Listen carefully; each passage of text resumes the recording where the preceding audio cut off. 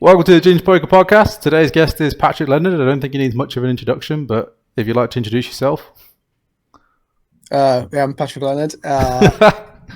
Maybe known as Pads through like the poker scene, let's say. But my friends in home in Newcastle call me Paddy, which is quite funny because like no one in poker ever calls me Paddy. But now I've moved back to Newcastle recently, and everyone calls me Paddy, which is quite. I'm like, are they talking to me or not? You know. But then it's funny when you go into different groups, people call you different words. Like some friends I met from like my middle school, and they call me Pasty, which is like because someone called me Paddy once and they heard it as Pasty, and so when I was like 11, 12, everyone called me Pasty. So I'm going back to Newcastle, people are like, oh, Pasty or Paddy. It's like, it's weird hearing all of these new or these old names coming back. What was yours when you were growing up? Did you have a nickname or? Didn't really have a nickname until I got to secondary school. First or second day of secondary school, playing rugby for the first time ever. I get thrown the ball. 10 people are running at me. I shit myself, so I throw the ball away. And then the teacher just blows the whistle, goes, stop! Doesn't know my name. So he goes, you, Ginge, you're the biggest guy on the pitch and you've just thrown the ball. Run with it. And then ever since then, everyone was just like, just call me Ginge. Like literally, the teacher actually apologized to me afterwards for calling me Ginge because he didn't know my name. But I was like, I actually quite enjoy the nickname because the other nickname for Richard, which is my real name, is Dick. So I way prefer Ginge to Dick. And I'm not sure if teachers would be allowed to do that stuff anymore. I think it's changed so much, and like since we were probably at school, like a teacher could maybe even get fired for that these days. But yeah, like he probably could have then, which is probably why he had to apologize. But I kind of embraced it ever since, really.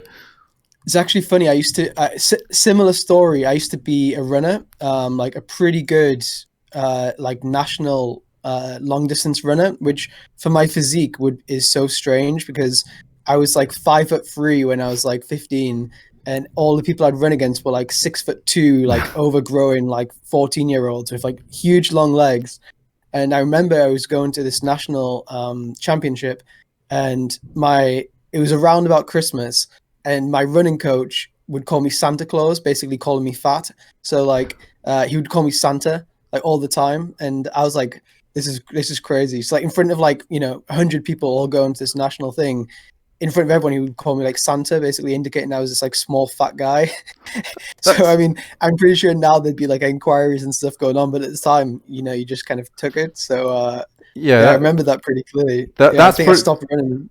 Did that make you stop, or was that really bad motivation for you, or did you go, oh, I need to sort this out?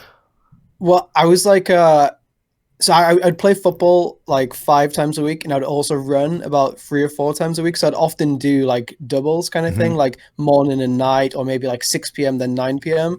And in football circles, I was like, not like Mr. Popular or anything, but I was kind of more the louder guy, the more confident guy.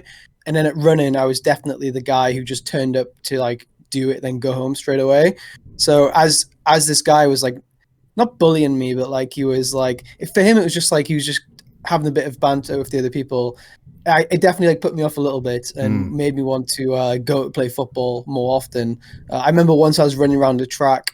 I was doing 3,000 meters. I guess I was like 15, maybe 16, and I got round like the 5th lap, and I was like, what's the point of this? I'm literally just running in circles. And I didn't stop running, but I basically just jogged the rest of the race. And then I never ran again after that. But I used to go to like meetings at like 11 a.m. on a Saturday morning, finish the meeting at like 12, 1, then go and play football at like 2 o'clock. So it was like a big part of me when I was like, say, 14, 15, 16, doing these doubles. But then this guy probably put me off. Maybe it's a good thing, like running's a boring sport, I think. Don't really enjoy it.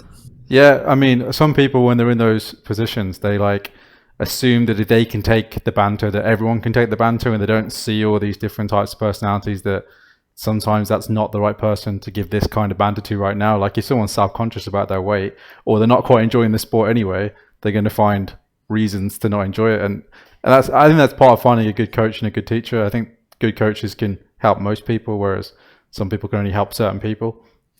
Yeah, but in a way, it actually like spurred me on a little bit too, because he had these like favorites. He had these favorites who were like his like my age and my school and like the county and stuff. And because he was like, he thought they were like more natural, not natural runners, but like the better physique for running. And he was there, like he would do like private sessions with them, like doing weights and stuff, where he wouldn't invite me. I was like, fuck this, I need to beat these guys. So like when I was running, I was really like, part of my motivation was to beat these guys, and show this guy that, oh, I can do it, kind of thing. And running is a very individual sport. It's not a team sport. It's like how much you want it yourself. You can't really teach like a 15-year-old to like run properly or anything. Usually it's just whoever can run best. It's like more natural kind of thing. So I really liked the fact that I could beat these guys. But then, yeah, like I said, eventually I just really disliked it. In the end, it's not a very fun sport, Mm-hmm.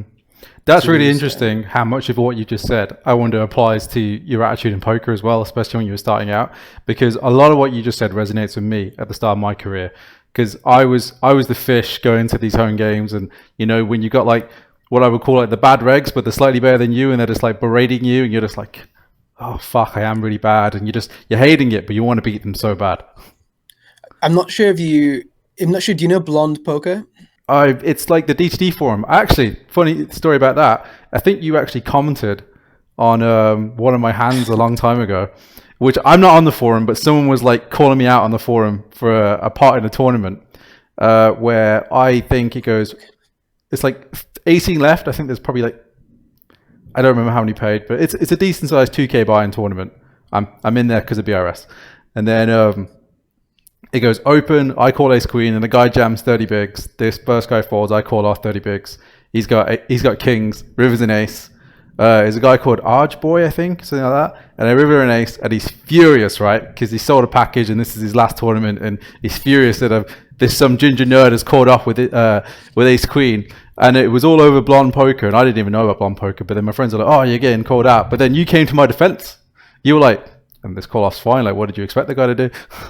Yeah. I mean, that happens all the time. Like people, on this forum especially, this would often be the case. So it was more kind of older school players, and there wasn't many like up and coming online kind of players. There was a few, but it was mostly people who'd played online for like 5 to 10 years, or they'd been around for like 30 years, like not Neil Channon, but that kind of person. Yeah. And I was banned like a bunch of times. But I mean, I was confrontational a little bit, but people just had like what I thought was such wrong opinions, and I was always happy to express if I thought someone was wrong. Like I thought that's what a forum is. Like I'm not going on this place to just like, oh yeah, like in posts. Like if I wanted to contribute or say something, I would say it.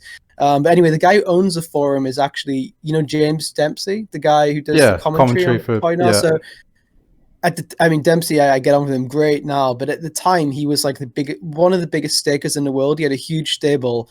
He just won 2 World Series bracelets. He was a big thing in poker, and he owned this forum.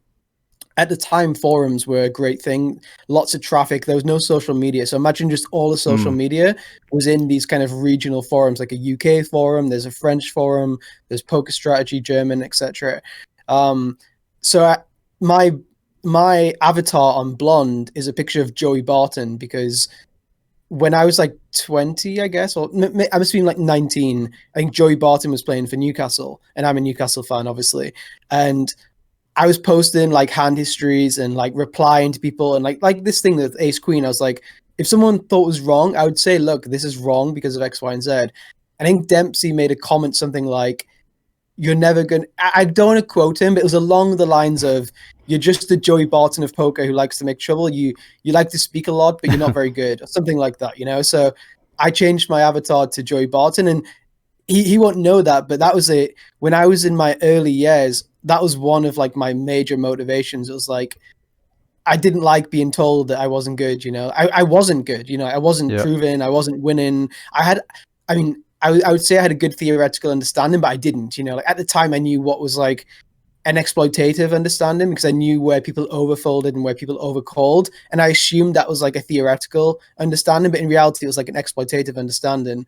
But I thought like, I know what's going on here. But when you have like, I may have had say $2,000 or something, $3,000 bankroll, but I probably knew how to beat like 200 NL, and I always found it very tough to grind like NL 25 or NL 10, like to build up a roll. Like that was never really something that I wanted to do. Like, I'm not sure it was from like an ego point of view, an arrogance point of view. Like, I don't belong at those stakes. You know, like I've spent so much time studying poker or thinking about poker, that reading 2+2, whatever. That I was like, I just don't want to grind NL10 on my way up. So a lot of the time I was like speaking about poker rather than playing poker. So I kind of know where he was coming from, you know, but it was a major motivation for me to kind of to do it. And actually it's funny, there's a guy, you know, Tom Middleton, the guy from Leeds. Yeah. So I think he's a great guy. I was at university. I must have been 19. And at this time, I thought I was pretty good at poker, but I just didn't have a bankroll and didn't really want to grind a bankroll up. It wasn't really a motivation for me. I was enjoying just learning, studying the game, loving the game. And I wake up one day and all I wanted was like a $10,000 bankroll. I was like, okay, if I get 10K, I'll turn this into $1 million. You know, like I was like, I just need to get to that 10K, but I didn't want to put the hard work in to get to 10K. It's kind of a weird thing looking back now, but I got an email or a private message on Blonde from Tom Middleton. It was like, look, I'm starting a stable. I want you to be one of the 10 guys. I'm going to put you into all 55s, some soft 109s, 44s, 33s, you know, like a low stakes MTT schedule. Mm-hmm. I was like, amazing. This is all I need. I just need this chance. If I grind this for a year, I'll make 20, 30K. I'll go myself and then I can just do it. Like I will be a professional poker player. You know, I was like, this is amazing. So I opened up all the lobbies. I make a schedule, huge like spreadsheet or whatever. I'm telling my friends who also love poker, I'm like, wow, I've got this chance. They're like, oh my God, you're so lucky. And I was like, well, I'm not lucky because I've put the time into network. So I send it off to MIDI and then I'm waiting to reply. I'm waiting to like send me the money on Party or send me the money on Stars. And then he sends me a message back and he's like, oh, sorry, mate. Someone hacked my account and it was like a big troll. And I was like, fuck. I was like, oh my God, my dream's shattered. It's just not meant to be. So yeah, there's loads of stories. I mean, I've got probably tens of thousands of posts on forums, but like, yeah, I spent most of my kind of youth, like 17 to 20 on these kind of forums, networking, listen to what other people said about poker, stuff like that. So yeah, that was like my worst bad beat as a young player, let's say. It's interesting you say your worst bad beat, because I remember quite a few sort of on my way up when I was younger where I'd like got deep in a tournament where if I won it would have been life changing at the time. And my mom plays poker too. My mom kind of like follows me or brother along in poker. And I really think, and this may sound cheesy, that if I'd have had that big score early, I wouldn't have been able to deal with the money. It would have been the classic, oh, I've got 50K now, it would have been gone within 12 months and it wouldn't have improved. Whereas because I've had to grind for it and it's kind of comes steadily for me and then I've kind of had to like get there, I'm very grateful that I've had to go on that journey as opposed to just bink the first score straight away, if that makes sense. Yeah, I think it's actually the opposite for me. Like I went from around about, say, I can't, you know, it's always hard to remember like how much your roll was at certain points for me. Like I probably went from somewhere like 25, 30K to around about 200. I'm not sure. Maybe I went from like 50K to like 300K, like really quickly. That's massive. And then when pardon? That's a huge jump. Well, yeah, I basically was playing cash games, grinding, you know, like a living, like trying to get Supernova Elite. Then I went on a huge heater playing tournaments. But then when I got to that money, I was the opposite. It was actually, I was too protective over the money. I was like, wow, I've got to this amount. I don't want to go lower. So like for around about 5 years, I would say, I never had less money in a month than I did the month before, which is really a bad thing. You know, like when you have a bankroll and you're young and you can rebuild, etc., being aggressive is a huge part of bankroll management. So like, I remember I had something like, let's just say 200K bankroll, and I sold action for like a £300 tournament or something, you know, like it just doesn't make any sense looking back. Or like I may have played the main event World Series with like a 500K bankroll and sold like 50%.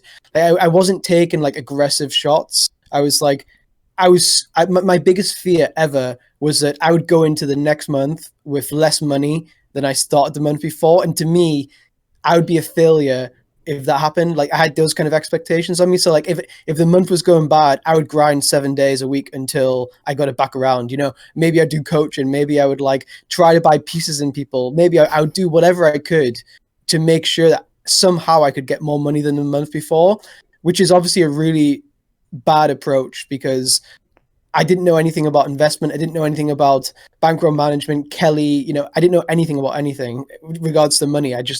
I'd never had money before like that. So I'd always heard the stories of like the generation before me, these guys on blonde poker going broke, or like the guys, not like Channing because he never went broke, but people of like Channing's kind of stature in the game who I always saw was like, wow, they must have millions. And they're all I was broke. like, I saw that a lot of them had gone broke through X, Y, Z, and I was like, I can't let that be me, you know, like I need to just, I don't know, I think it was because I'd read so many posts about how going broke was a negative that it was really stuck in my mind that, wow, losing money is so bad, you have to gain money. Like it's all about wealth accumulation, whereas really wealth accumulation would be losing money quite a lot, you know, like obviously you need to make money in the long run, but if 6 months of the year I lost money, it wouldn't necessarily be a bad thing. So the way that you said that getting a bankroll early, you may have lost the money, you know, like maybe you should have lost the 50K like 5 out of 10 times anyway. Do you know what I mean? To get to the where you should actually get to.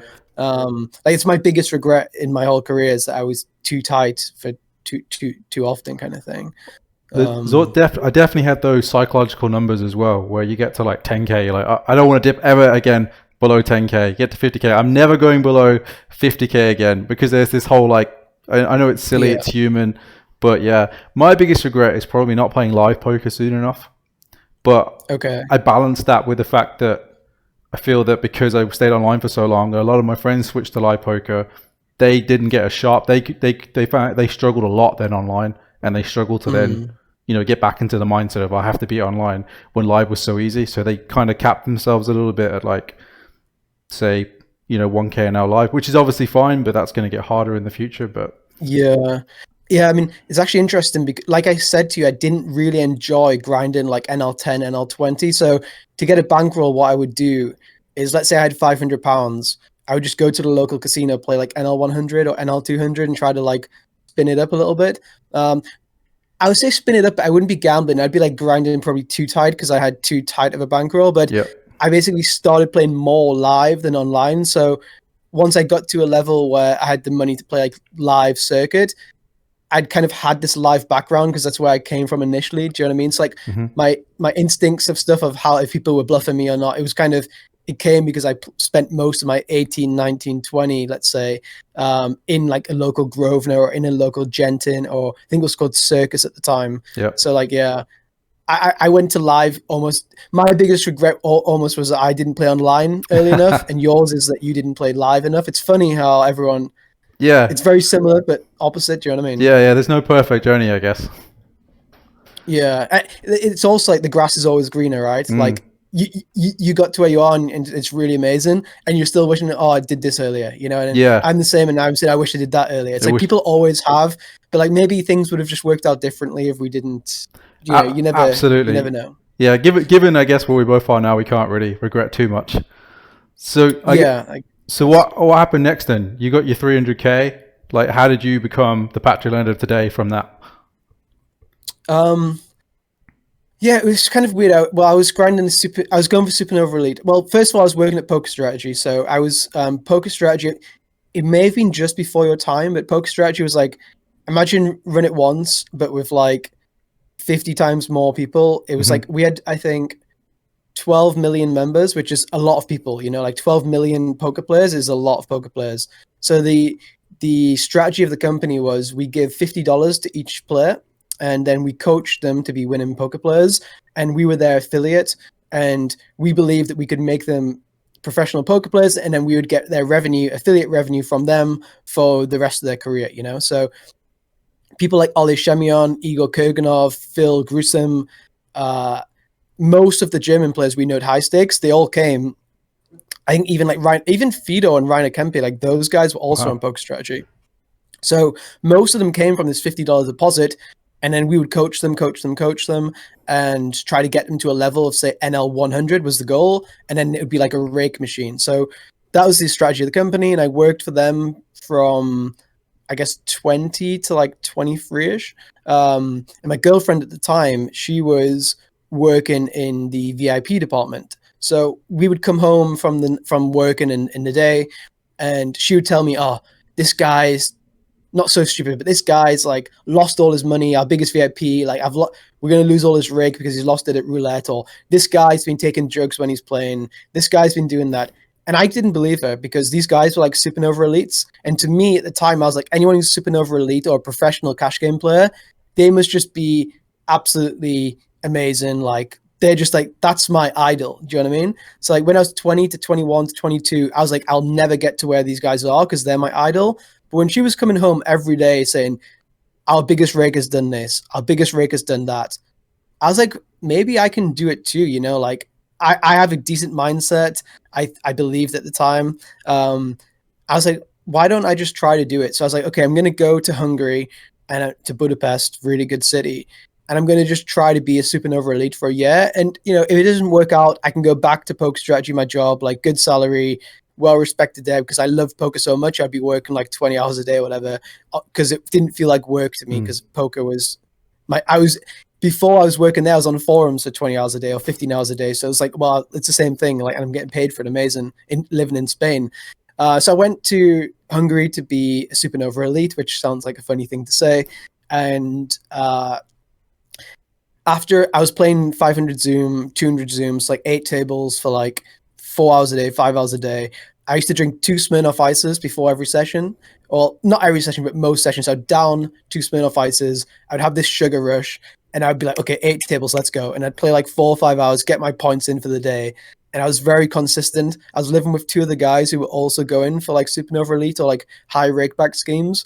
And we were all doing it together, and it was amazing. I loved it. I was like, this is what I wanted from 16, 17, 18, all the way up. Like, I love this life. You know, it didn't feel like a grind. I was like, this is who I want to be.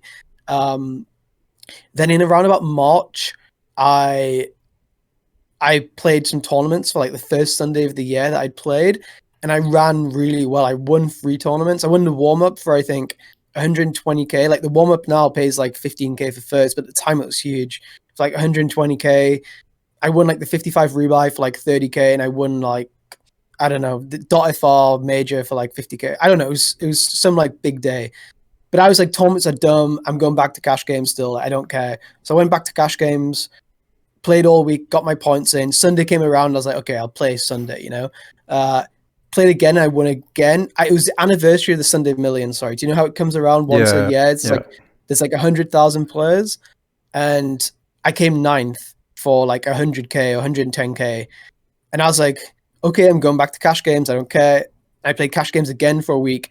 Came back the next Sunday, and I won again, maybe like 40K. Like not like a huge score, but it was a big score. Like my bankroll before these 3 weeks was probably around 40K. So like to me, it was still massive at the time.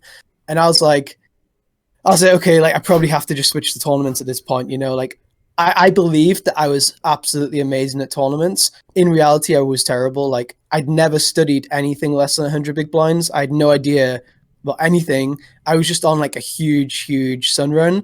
And also I knew spots in cash games where people overfolded. So in tournaments, they overfolded a little bit more. So kind of the same thing I was doing was working at tournaments. It was like people fold versus big bets. My strategy in 2015-ish was people will fold aces if you put enough money in. So if there's any 5 cards on the board and they have aces, they will fold. So my whole strategy was in every pot, try to make people fold aces. I mean, I know it sounds really silly, but it was a very heavily red line kind of strategy. And at the time, this was like pre-Black Friday. So around about Black Friday, there was lots of really bad American players. So like tournament players were just waiting for the cake. Like this is an expression, like they just waited to get paid off. And if you bluffed into them, they wouldn't want to call off with 1 pairs or like think about where they are in their range. They were just, okay, if I don't have 2 pair on the turn, it's like Beluga theorem. If I don't have 2 pair plus on the turn and someone raises me, I'm going to fold. So for tournaments for around 3 or 4 months,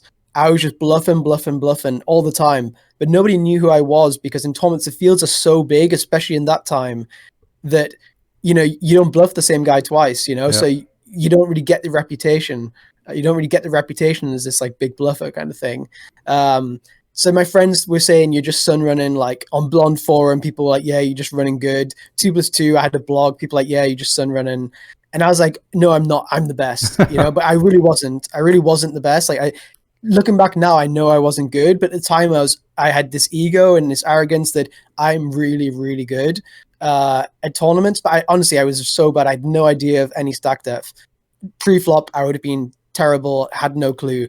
But I thought I was really good. So I was like, okay, well, if you want to make a bet that I'm number one in the UK in 3 months, I guess I was saying this on Blonde. I was like, we can bet. Someone put the bet up, and then I continued to run good. I was playing 6 days a week. All day, every day was just tournaments. I'd given up Supernova Elite. I got to number one in the UK. And then this guy was like, okay, well, in the UK, there's not many grinders. They're all playing EPTs. Like Jake Cody and these guys were very big at the time. But Jake Cody had kind of outgrowing online MTTs. He'd gone to like 25K heads ups in Vegas. He'd won. Those guys had moved on to the live circuit. Mm-hmm. So the guys were like, well, getting to number one in the UK is quite easy. Getting to number one in the world, let's do like double or nothing kind of thing. And I was like, sure, these guys I'm playing against, they're not that good. So I kept playing, grinding. And eventually I got to number one in the world. And I mean, I'm not saying I was playing, I definitely wasn't the best tournament player in the world, but I just like gotten there through luck and through some skill, but like mostly there was so much luck to get me to that point, you know? So that's kind of what I spent the next 6 months on doing. Yeah. And it sounds so stupid as well. Like I said, I never had less money than the month before. Like just saying that, you have to be so lucky at the time, because in tournaments there's so much variance. To have a profitable month, 12 months in a row, whatever it was, it's like impossible. Like I ran 0.001% of good luck. Like I'm completely aware of it. I'm not trying to say I was great or anything, you know? It does sound like you're underselling it a little bit, because surely to become number one in the world, there's some achievement, even there was luck involved, right? Yeah. I mean, at the time I did get good because I was playing so much, you know, like if you play 10 hours a day against the same opponents for like 6 months, you have a decent poker IQ, you are going to be pretty good because there's just so much time put into it, you know. And yeah, and I was always good. I was always what I was probably the best in the world at was actually networking. I was very good at getting better people than me to tell me what to do. So like when I was playing, you probably don't remember him, but there's a guy called I'm From Sweden. He was like Recognize this, the name. like he's a little bit like Isildur, like a bit of a protege, like coming up. He was like 16, 17, 18, 19, huge crusher. He's called Oscar. And I was nobody. Like I was like, I wasn't even playing like NL25. It was at that stage where I was telling you where like I wanted to be good, but I didn't want to put the effort in. Yeah.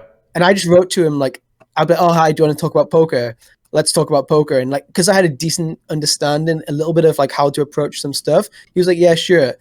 And he was like probably like top 10 cash game guy at the time. Then after like 1 month, I was like, oh, why don't you move to Spain? I'll get you a job at Poker Strategy. You can put it on your CV as like an internship, because he was at university doing like business or something, but he didn't want to do like business in oil. He didn't want to do an internship in oil or in marketing. He was like, oh yeah, working for a poker company, cool.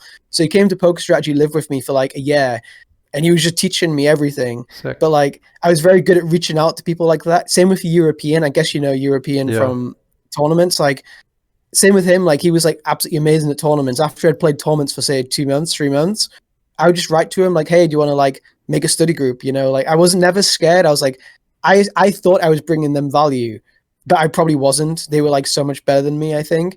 But I assumed like, oh yeah, let's do this together and we can get better together. So a lot of the speed of my growth didn't come from myself or like natural ability. I don't think it often came from just listening to better players, what they said, you know? I still think you're being very, very humble, if I'm being completely honest. And I think that's cool. But even if you get some people, even if you get all that information, are still not going to be able to apply it the same way you clearly have and the way that you've learned from that. I think that's a skill in itself that you're undervaluing for sure. Yeah, maybe.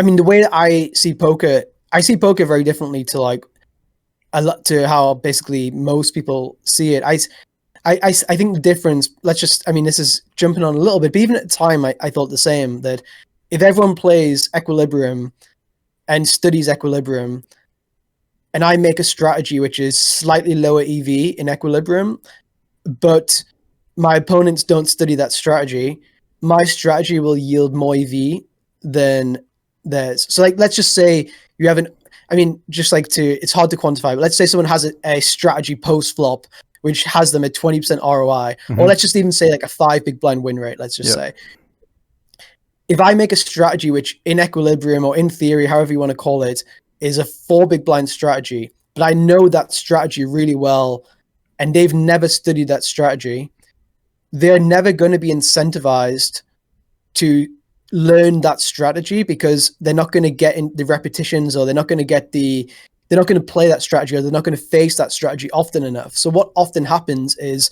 your 4 big blind strategy in theory actually ends up being 6 big blinds in reality, because you apply it well and they respond to it poorly, right? So I always had the approach of trying to play differently to how everyone else is playing, but in a way, not just like randomly clicking buttons, but like a well thought out strategy, which is a slight deviation. So like, let's just say a board of 8-4 deuce rainbow. Let's say I'm supposed to c-bet 80% on this board. I would c-bet 200%, and maybe 80% is more efficient. But if they respond worse versus 200 than they do versus 80, you can make more EV that way. And I'm not saying that's like exactly how I do it, but that's just an example of how I would do things. So I would really enjoy. I don't think I'm as like, let's say I played a cash game tomorrow and I spent 2 months learning like free bet pots in cash games. Let's say I wouldn't be as good at kind of playing this strategy as not most, but a lot of other poker players. But I'm probably better at being able to see a strategy and making a deviation to that strategy, if that makes sense. So like, I don't think I'm naturally gifted poker play in terms of like counting combos straight away and counting my pot odds straight away kind of thing. But maybe I'm good at like just saying, okay, well, how can I deviate away from here slightly to make a different strategy? I'm not sure if you understand what I'm saying, if I explained it properly. Yeah, but I'm following it. I feel like that is what you're explaining is kind of natural ability, though, in like a different way. Because I think a lot of people have perceptions, especially in cash games, that people are counting combos and working at EV strategies. But even people like Doug Polk, who was like the end boss of Heads Up, his strategy was, I'm going to learn these 3 sizes and I'm going to be the best in the world at these 3 sizes. And if someone has a slightly higher EV flop strategy, I don't care, because I know this strategy perfectly, and my EV doesn't just come from the flop, it comes from being able to play these 3 flop sizes correctly, which then lead me to the turn, which I'll know I'll play correctly, which then leads to the river. And you see a lot of people try and implement complicated strategies and then get lost as soon as all right, the guy's bet 200% pot. I have no idea what to do because I've never faced this. I only study against 1/3 or 80% or overbet, and this guy's just completely thrown me. And it's the people that have that natural ability that go, right, what is he doing when he's doing this? What kind of hands would he do that with? What makes sense to do this? Is what kind of hand should I continue with? And then figure it out as they go along.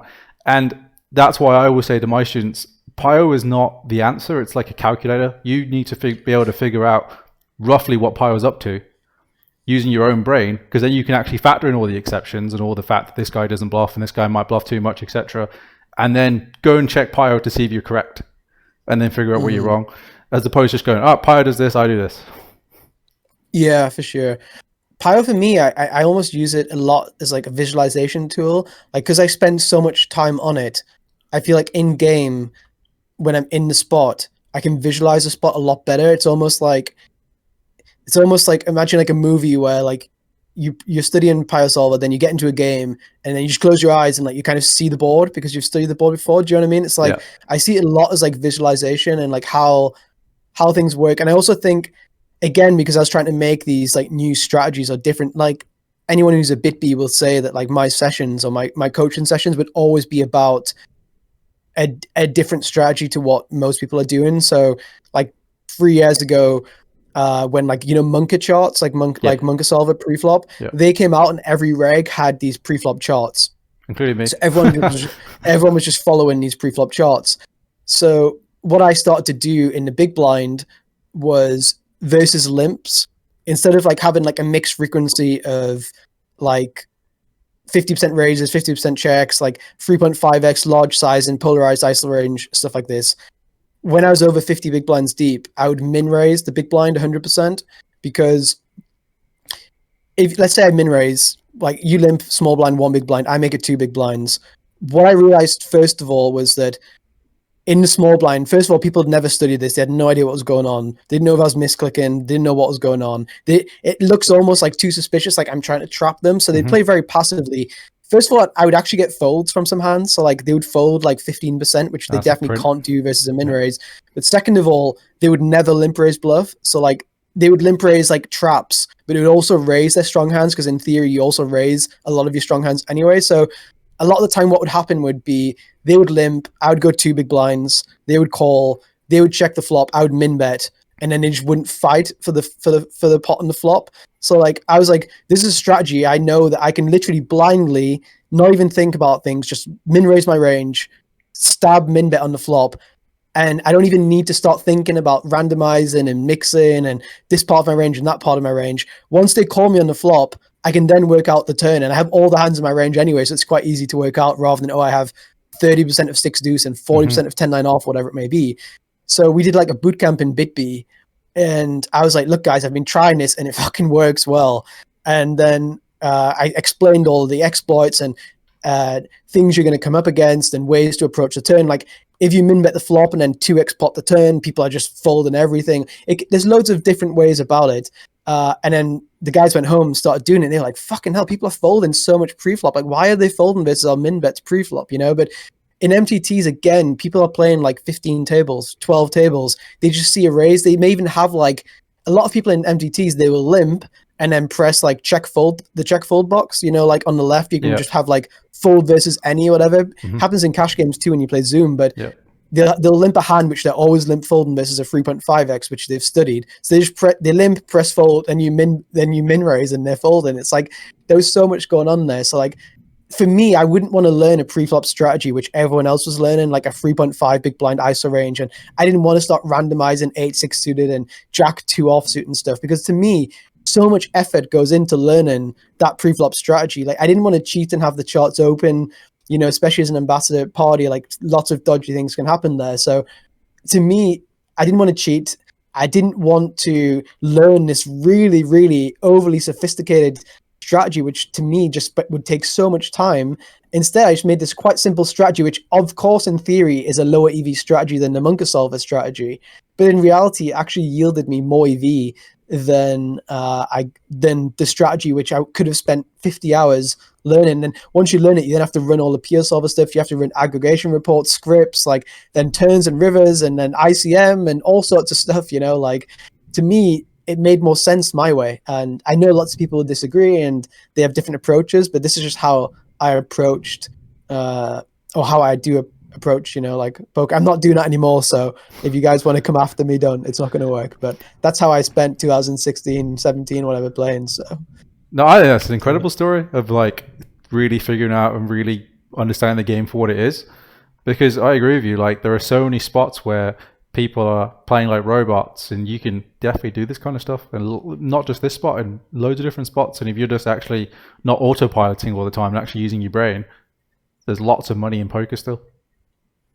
Yeah, for sure. I mean, I'm not sure you know him. He's called Jason Mack. He's like a high stakes cash game player. Nope. Plays mostly like 25, 50 plus, but he also plays some like 500 Zoom and stuff too. But he's a very close friend of mine, and if he's at my house, he'll grind like tournaments. And when he's playing, I think he's got such a natural. I've never seen him with someone with such a natural ability as him, because he doesn't play tournaments, but he'll get into like a freeway spot. He'll defend a big blind versus say MP in the cutoff, and the board will come down like Queen 5-4, and he'll just like lead like one big blind on the flop. And he's like, look, when I do this, they're folding like King 10 suited, no backdoor flush draw on the flop, even though I'm leading like my range. And the flop's like 7-8 big blinds. I'm just leading a little bit, and I have like ridiculous fold equity against hands, which I shouldn't do. And they always raise their strong hand. So when they call, I just 2x pot the turn and they all fold, or like I do X, Y, or Z. I'm not saying this is the exact strategy, but he was just doing all of these like creative stuff, and he'd never even played tournaments before. And I was like, yeah, that's really good, So that kind of was another like aha moment, maybe like a year or two ago from kind of playing, studying with him. And it's also more fun, like playing poker as a robot, trying to follow charts. It's quite stressful. It's like, okay, I have to isolate 8-7 offsuit here. Okay, I need to click an RNG. Okay, is it 50%? Is it 70%? Like, if you think on the fly and think logically, but with as long as you've studied a lot of theory behind it, so you're not just clicking buttons. at times you will be clicking buttons, of course, because you're literally on the fly kind of doing things. But if you've spent time thinking about it, I think it's more fun. It's like a creative, you're letting your creativeness come out, and I think that's more fun in poker to me than trying to follow very rigid kind of or charts kind of thing. Yeah, me too. I refuse to use an RNG post flop because I feel like if you're using an RNG post flop, there's always going to be something else that you can use for that, like whether the guy folds too much on certain streets. There's got to be some sort of information that you can use that the RNG should always come last, if that makes sense. 100%. I mean, again, another huge, within BitB, there's so many different players and there's so many great players of different types. But like myself and European, I mean, he won't mind me saying, at least previously, myself and European, we would never ever use a randomizer post flop, like ever, because we believe that even as much as not game flow, like dynamics, even as much as dynamics will give us a better reason to do X, Y, or Z than a randomizer. And you can say that, okay, yeah, but this guy also knows this, and like you start leveling yourself, etc., etc. And let's say you have 10 spots, and let's say they say, oh well, maybe he also guesses right and does whatever. It's fine. Like if he gets it right 3 out of 10 times, it's fine. It means you're like doing a better strategy 7 out of 10. That's amazing. I don't mind if I get owned 3 out of 10 times. That's fine. Like no problem. And I think once you start to accept that there will be mistakes with your dynamic reads, and you don't beat yourself up and you don't let that cloud your judgment, I think that's when you realize that the RNG doesn't matter.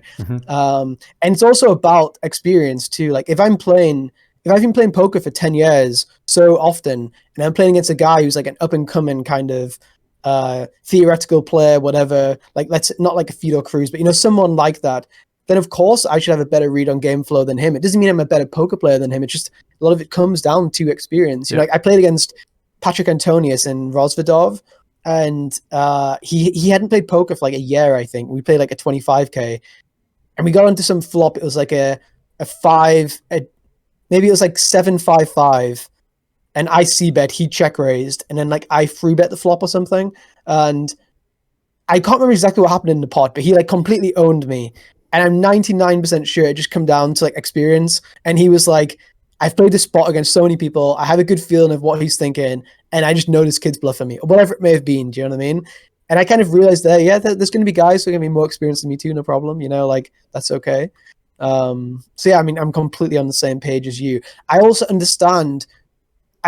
think it's good for everyone to do, like if that's not your strength, if you feel uneasy doing it, if you feel like you're not comfortable doing this, or you can't yield enough EV to do it compared to using a randomizer, and of course using a randomizer. But if you do have confidence in game flow, if you have spent time studying X, Y, or Z, then of course you should use it. Like in BitB, I think I coached maybe 250, 300 players. So I've heard people's thought processes from all stakes, from all countries, from all emotions. I've heard so many people tell me why they're doing something. If I've spent, let's say, 10,000 hours coaching, and I'm not going to use that information I've been given of how people perceive spots, then I'm giving up a huge edge there. Because let's say someone like Lena, who just is a grinder, amazing player, but doesn't coach or hasn't coached these 200 players from mid stakes, then he's not going to have all the information. He can have an idea that, oh yeah, people do this more, people do that more, but I have like concrete people telling me I fold because he did this, or I want to call because he did this, or the board ran out in a certain way that I feel like I want to overfold or over bluff catch. So if I've been told this, and you have students too, like your students have told you, oh, I know I should call in theory, but I don't want to because of X, Y, or Z. You're going to be in a similar situation, not against the exact same player, because that'd be unfair, like trying to exploit a student or whatever, but you're going to be in the same spot against basically the same guy, same thought process. Of course you should use that. Do you know what I mean? Like, I don't know. To me, it feels very natural. And it's also another reason to coach. Like, people don't take in that part of EV, but if you're contemplating coaching for kind of information on population tendencies in terms of like raw kind of words and feelings is actually like something I'd never hear people speak about, but for me gives me more than the hourly almost that I'm getting from coaching, if that makes sense. Yeah, I've never thought of it like that. I know you saw my last podcast. One of the main reasons I've coached people is because they helped me get to the next level. I wouldn't have necessarily said their thought process the way you've said it, but literally if they get to the point where I'm stuck and I'm not really sure what to do here, having their fresh ideas once, because I also take on students and sometimes you get into study groups and there's a little bit of arrogance sometimes where you get like a 200 an hour player and a 25 an hour player, and the 200 an hour guy doesn't want to listen to a 25 an hour guy because he's like, oh, this guy doesn't know what he's talking about. And I get that to a certain extent, but when everyone does get to that same level, that's when you've got that, or at least to the certain level where you can think you can listen to them. People have a lot to offer. Like, people look at the world differently. People see spots differently. People see things that you haven't seen. And then you're just like, oh yeah, you're right. This is that one time where I should have check raised the river instead of folding. That would have been really cool. Yeah, exactly. So you either find out something good, like you find out something which can improve you, or you find out something you disagree with, which is fine, because then when you're in game against somebody at a similar level or a similar player type, obviously they're not going to have exactly the same thoughts, but it's very likely they'll think similar. You know, like let's say the board is like queen 7-8 flush draw. The turn brings a double flush draw with like a deuce or something, and then the river pairs the board like a 7, and then someone goes all in. If someone tells me like, oh, someone's not going to bluff on a double flush draw board where there's straight draws because there's so many bluffs and he's going to expect me to bluff catch very often, then when I'm in game, I'm going to bluff that spot a lot versus a mid-stakes player pool, because I know that they're telling me, oh, I should fold here because he knows that there's too many bluffs potentially. Do you know what I mean? Yeah. But at the same time, if the guy told me that, oh yeah, you should bluff with this combination, and I'd never thought about bluffing with that combination, might be something like pocket fives randomly. I'm just saying a random hand. I'm like, oh wow, I can actually learn from that too, you know? So you can go both ways. Honestly, I think people really underestimate the value of coaching, you know? Yeah. Often after sessions where people say, oh, thank you so much, I'm like, no, thank you, you know? Like it's honestly, it's a mutual thing, kind of well, that's how I see it, at least. Yeah, I completely agree. And it's also when you teach people and they don't understand something, and you've really got to refine your own understanding of what you're trying to teach them as well. So you kind of take certain things for granted, like, oh, you should raise every hand. And they're like, why? And I'm like, oh, I don't know, actually. Just that's what I was taught. 100%, yeah. Yeah. So how did you end up starting BitB? So I reached out to European to kind of help me get better at tournaments. We have a very similar approach. So like, probably in poker, especially now because we've spent so much time talking poker for like 6 years or 7 years or 8 years, whatever it is, we've kind of worked out what we think is best together almost. But even from the start, we always had very similar opinions on poker, and it was very natural kind of collaboration to work together in terms of studying, because we got on well as friends, but we also saw the game similarly. We like the same things outside of poker too. And we were like, wow, we have a strategy which we think works amazingly. Like, we have, at the time, like I said, we wanted to make more money. Like, it was very financially driven. We were like, we can just give our strategy. It's quite a simplified strategy. Like I'm saying to you, even the stuff down the years to like I'm saying the min raise and blind versus like Munker charts. Like, this came a lot later, but like, a simplified strategy of like even a thing such as like trying to make everyone fold aces in every spot when you start with more than 50 big blinds. I'm just simplifying it here, but we had so many kind of like hotspot things which we thought worked. We were like, we can just give these to people and they can roll it out at lower stakes, and they must be able to print. Like, surely if we can play this strategy at the highest stakes possible and win and feel like we're two of the biggest winners, then why can't we just give this to guys playing $40 tournaments and they're going to like win heaps, surely? So we were like, okay, let's get a couple of guys in, and we started coaching them, and they were just win so much. And then we got more guys in, and they just kept winning and winning. We're like, Jesus, this is crazy. We were like, this is crazy. Like, it's unbelievable. And at the same time, we were then getting the population reads from like I said, the guys were so hungry. Like, we were getting the hungriest guys. We were so selective about who we took in. We would never take in a guy unless we thought he was like gonna be a sicko, you know. We never took in a guy unless if we thought the guy was bad energy. Even if he was the best player in the world, we would never take him in. We were building this group of like, not robots, like an army of just hungry poker players, and it was starting to become really beneficial because we were just learning so much. We were making money because they were making money. The games were so soft at the time. There was no peer solver. There was no Monka solver. It was all just whose strategy is better than whose. Like, this is our strategy. If you want to have your group of guys and bring them to stake at mid stakes, we're going to bring our group of guys and we're going to back them to beat your group of guys. So like, bring it on kind of thing. You know, we were young. We were like, we were giving out like, there's so much ego attached when you're younger. I mean, European is even younger than me. I think he's like, I don't want to say, I think he's like 25 now. Wow. So at the time he was too young to go. He was like 18, 19, 20-ish at the time. So like, we were young. We were like giving challenges out, 2+2, like, bring your group of guys, we'll play you, like, no problem. Any prop bet you want to do, we'll play you. Like, if I went to Vegas, I was doing bracelet bets. Whenever Scoop came around, it was me and Sam against Lena and Darwin, or me and Sam against Totty and Black. Like, we were taking on the world kind of thing. We loved it. It was so much competition. Like, European, crazy guy, like the most competitive guy you'll ever meet. If you play him a game of FIFA for $5, you will keep playing double or nothing until you get to say 10,000. He's not stopping. So, and he'll get you until you're uncomfortable, that kind of thing. So like, we were so hungry, so driven. We loved it. I mean, it was fun, like, it's fun to like put yourself up against other people. Like, you spend 10 hours, you spend in 15 hours a day on this thing. You're either studying poker, talking about poker, railing your friends playing poker, or playing poker yourself. Like, it was just our life, there's no balance.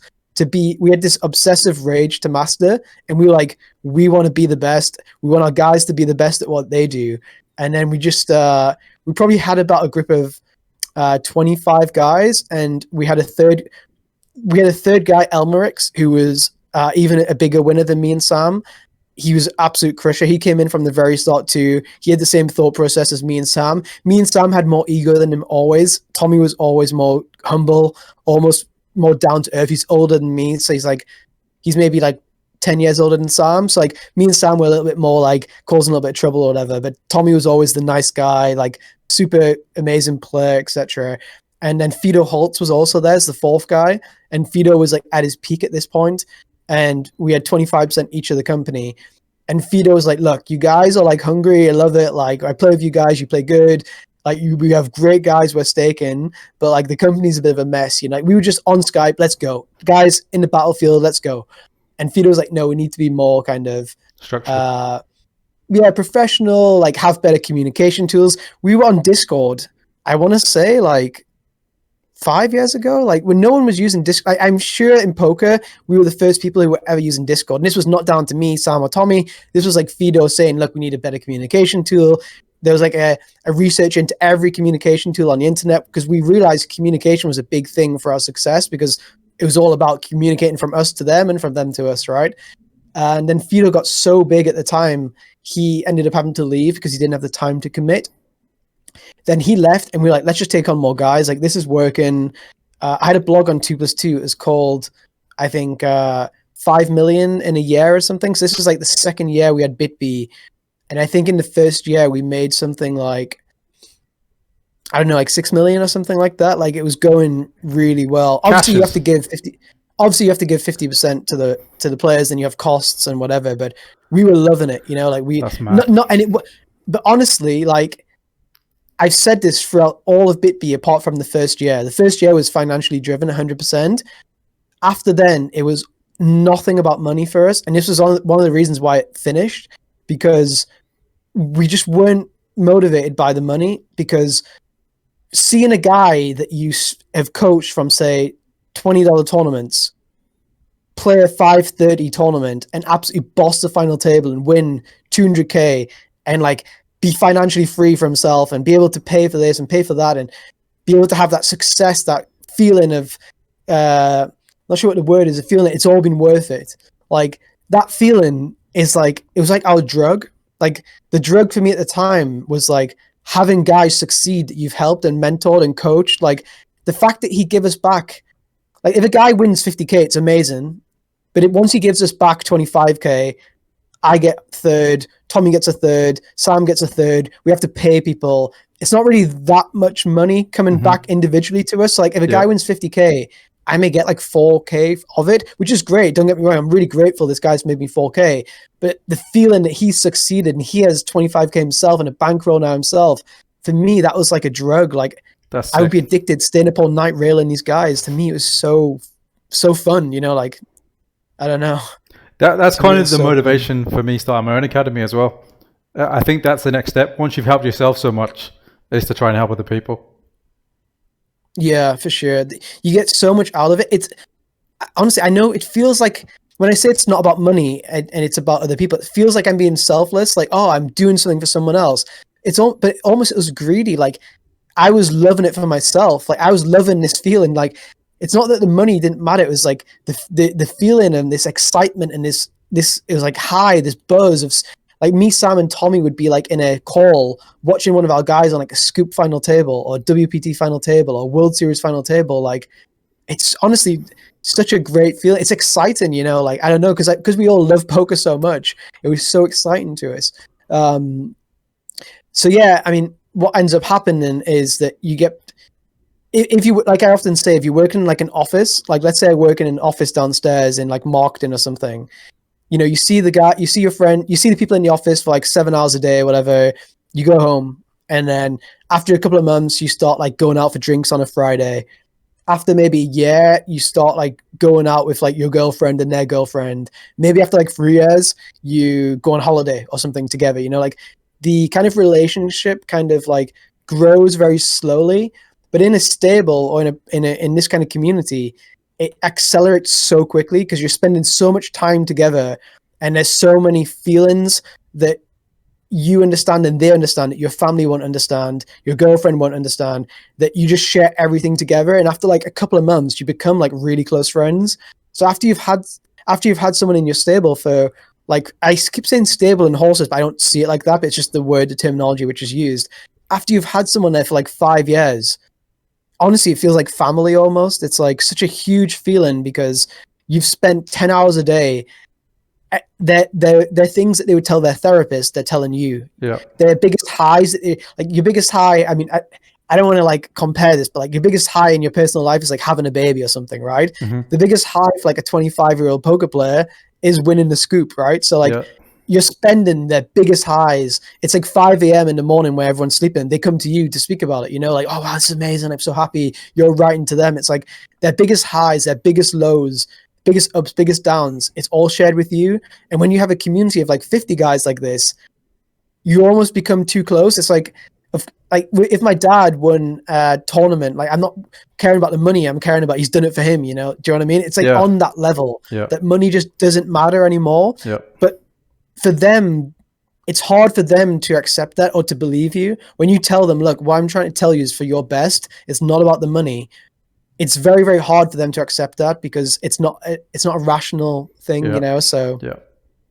Yeah, it's hard, So, yeah. especially when you're talking to them in a position where you've got potentially more money than they have. And it's hard to talk to someone that, like if I said to some of my horses, guys, it doesn't really matter about the money, it's the journey, you'll get there eventually, you'll be fine, and you got to find happiness on the way. And even when you've got all this money, you still know what to do, don't know what to do with your life, etc. They'll be like, oh, shut up, just because I get the money first and then I'll worry about that. Yeah. Let's swap bankrolls if it doesn't matter, kind of Yeah, thing. exactly. Yeah, I mean, and this ended up being the demise of myself and BitB because got to a level where in poker, to me, morals were really, really important.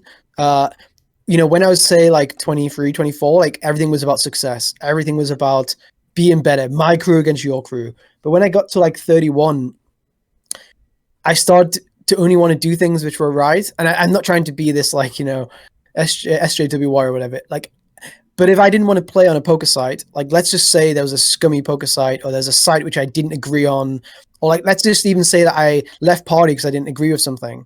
Like now I'm very, very happy to give up the EV to not support sites that I don't believe in. So let's just say that, let's say PokerStars increased the rake in tournaments, for example, or let's start saying PokerStars were doing really dodgy stuff like under the table.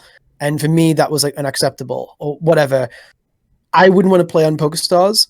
And I this is not happening, by the way. Like this, I'm just giving an example because stars are a clean side. I wouldn't want to play in PokerStars. And I also wouldn't want to fund PokerStars' growth by giving money to hundreds of players to play every day on their site. Because that is me basically feeding evil. Mm-hmm. And outside of poker, like I wouldn't, like, I often say, if there's a political party, I'm like a Labour supporter, but let's say there's a political party which came up, like, let's say the Tories, let's say a really extreme right-wing party, like, let's say UKIP or whatever, you know, or BNP came into power, and they were offering membership where if you join, they're going to take all taxes away for the people who join in the first 1 year. So this would incentivize myself to join the BNP, to then get no taxes for the next 4 years, but I'm feeding evil, right? Like I'm feeding something which is which I don't believe morally in wrong. For the long term. Yeah. So like imagine there's a crypto coin, and the crypto coin is about saying hurting the ecosystem, however way, hurting the environment, you know, like. But if you invest now in the coin at 5 cents, they're telling me that if I invest and put 100K in, it's going to help the coin get to $1. Then in 2 years, I can sell the coin and make $5 million. Do you know what I mean? Mm-hmm. So if they said that to me, I'm not going to invest in the coin, right? Like because I don't believe in it. I'm not going to invest in a coin and hurt the environment. And for me, poker, I don't see as extreme as, you know, racism and extreme as an environment, but it's also something I care about, right? So if there is somewhere where I don't believe in, if there's something which I don't want to help grow because I don't believe in the fundamentals of the business, I can't put my money into it, like from an ethical point of view. So then there's a moral dilemma of I have these 100 guys or whatever, these guys, and they're playing on these sites and it's my money or partially my money, third of my money. So the natural thing is tell these guys, look, I don't believe in this because of X, Y, and Z, and I believe you should stop playing it. I don't want you to play there anymore. And for me, this caused a lot of trouble in mentally because these guys may have a different belief than me. Why should I force my beliefs on somebody else? Secondly, these guys are maybe in a different position. Maybe they have a 10K bankroll, they have a wife and kids, and they need to pay bills. Playing on this site might be the difference between them having a good Christmas with their family or having a Christmas where they can't afford presents, you know, like I'm just saying, like, because it's Christmas coming up, maybe it's the difference between a summer holiday and not summer holiday. Maybe it's even the difference between eating and not eating, or getting a loan and not getting a loan.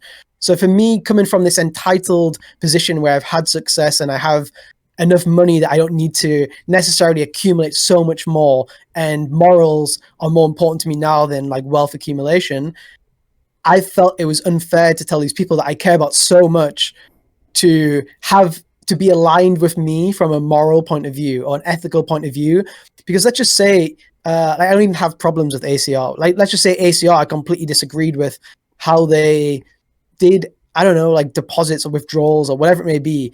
Maybe the guy who I stake thinks it's okay for another reason, you know, like we see poker differently. We can also see life differently. We can see, like, I have friends who see politics so differently to me. You know, I have friends who are religious. I'm not religious. I don't try to make my friends not believe in God. So poker, I wanted to, for BitB, it was so difficult. So I realized I have to either do things which I don't want to do from an ethical point of view to stay in BitB.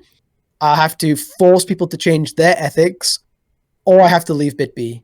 So it's like, it's a tough one, right? Like what to do, because I've spent every day, like literally every day, I've never taken a day off, every day of my life on BitB for 7 years or 8 years, 6 years, whatever it may be.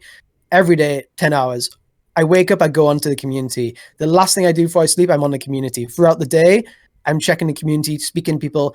I've gone on every holiday I've ever taken is basically with these guys. I've traveled the world with them. I've had huge lows, huge highs with these guys. Same with them for me. So for leaving here, it's literally like leaving my family almost. So for me, it's a very tough thing to do, like, or to decide. Like, what do you think? How would you approach that kind of decision?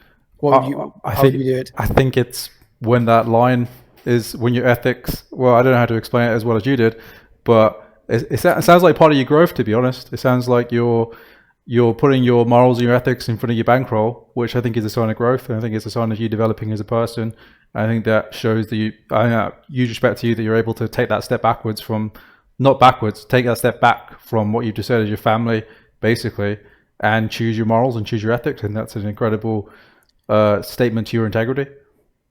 And I just want to say, thanks a lot. I just want to say one thing is that I'm not saying this is about things happening now. I realize that this is going to be something which can go on. Do you know what I mean? It's like, let's say for whatever reason, I left Party because let's say Party started charging $50 withdrawal fees, and I was like, fuck this. I'm not gonna when I joined Party, my one condition was that withdrawal fees were removed because I couldn't represent a site which had withdrawal fees because I didn't believe in it.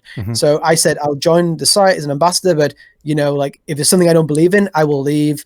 I'm not going to stand by things which I don't believe in. I'm going to tell you if you implement something, I'm going to say, look, I'm not going to put ultimatums in. I'm just going to say I can't support this thing. So withdrawal fees was a big one. So if Party put withdrawal fees in 2 months, I would leave, Party. Like, I wouldn't be a question like that.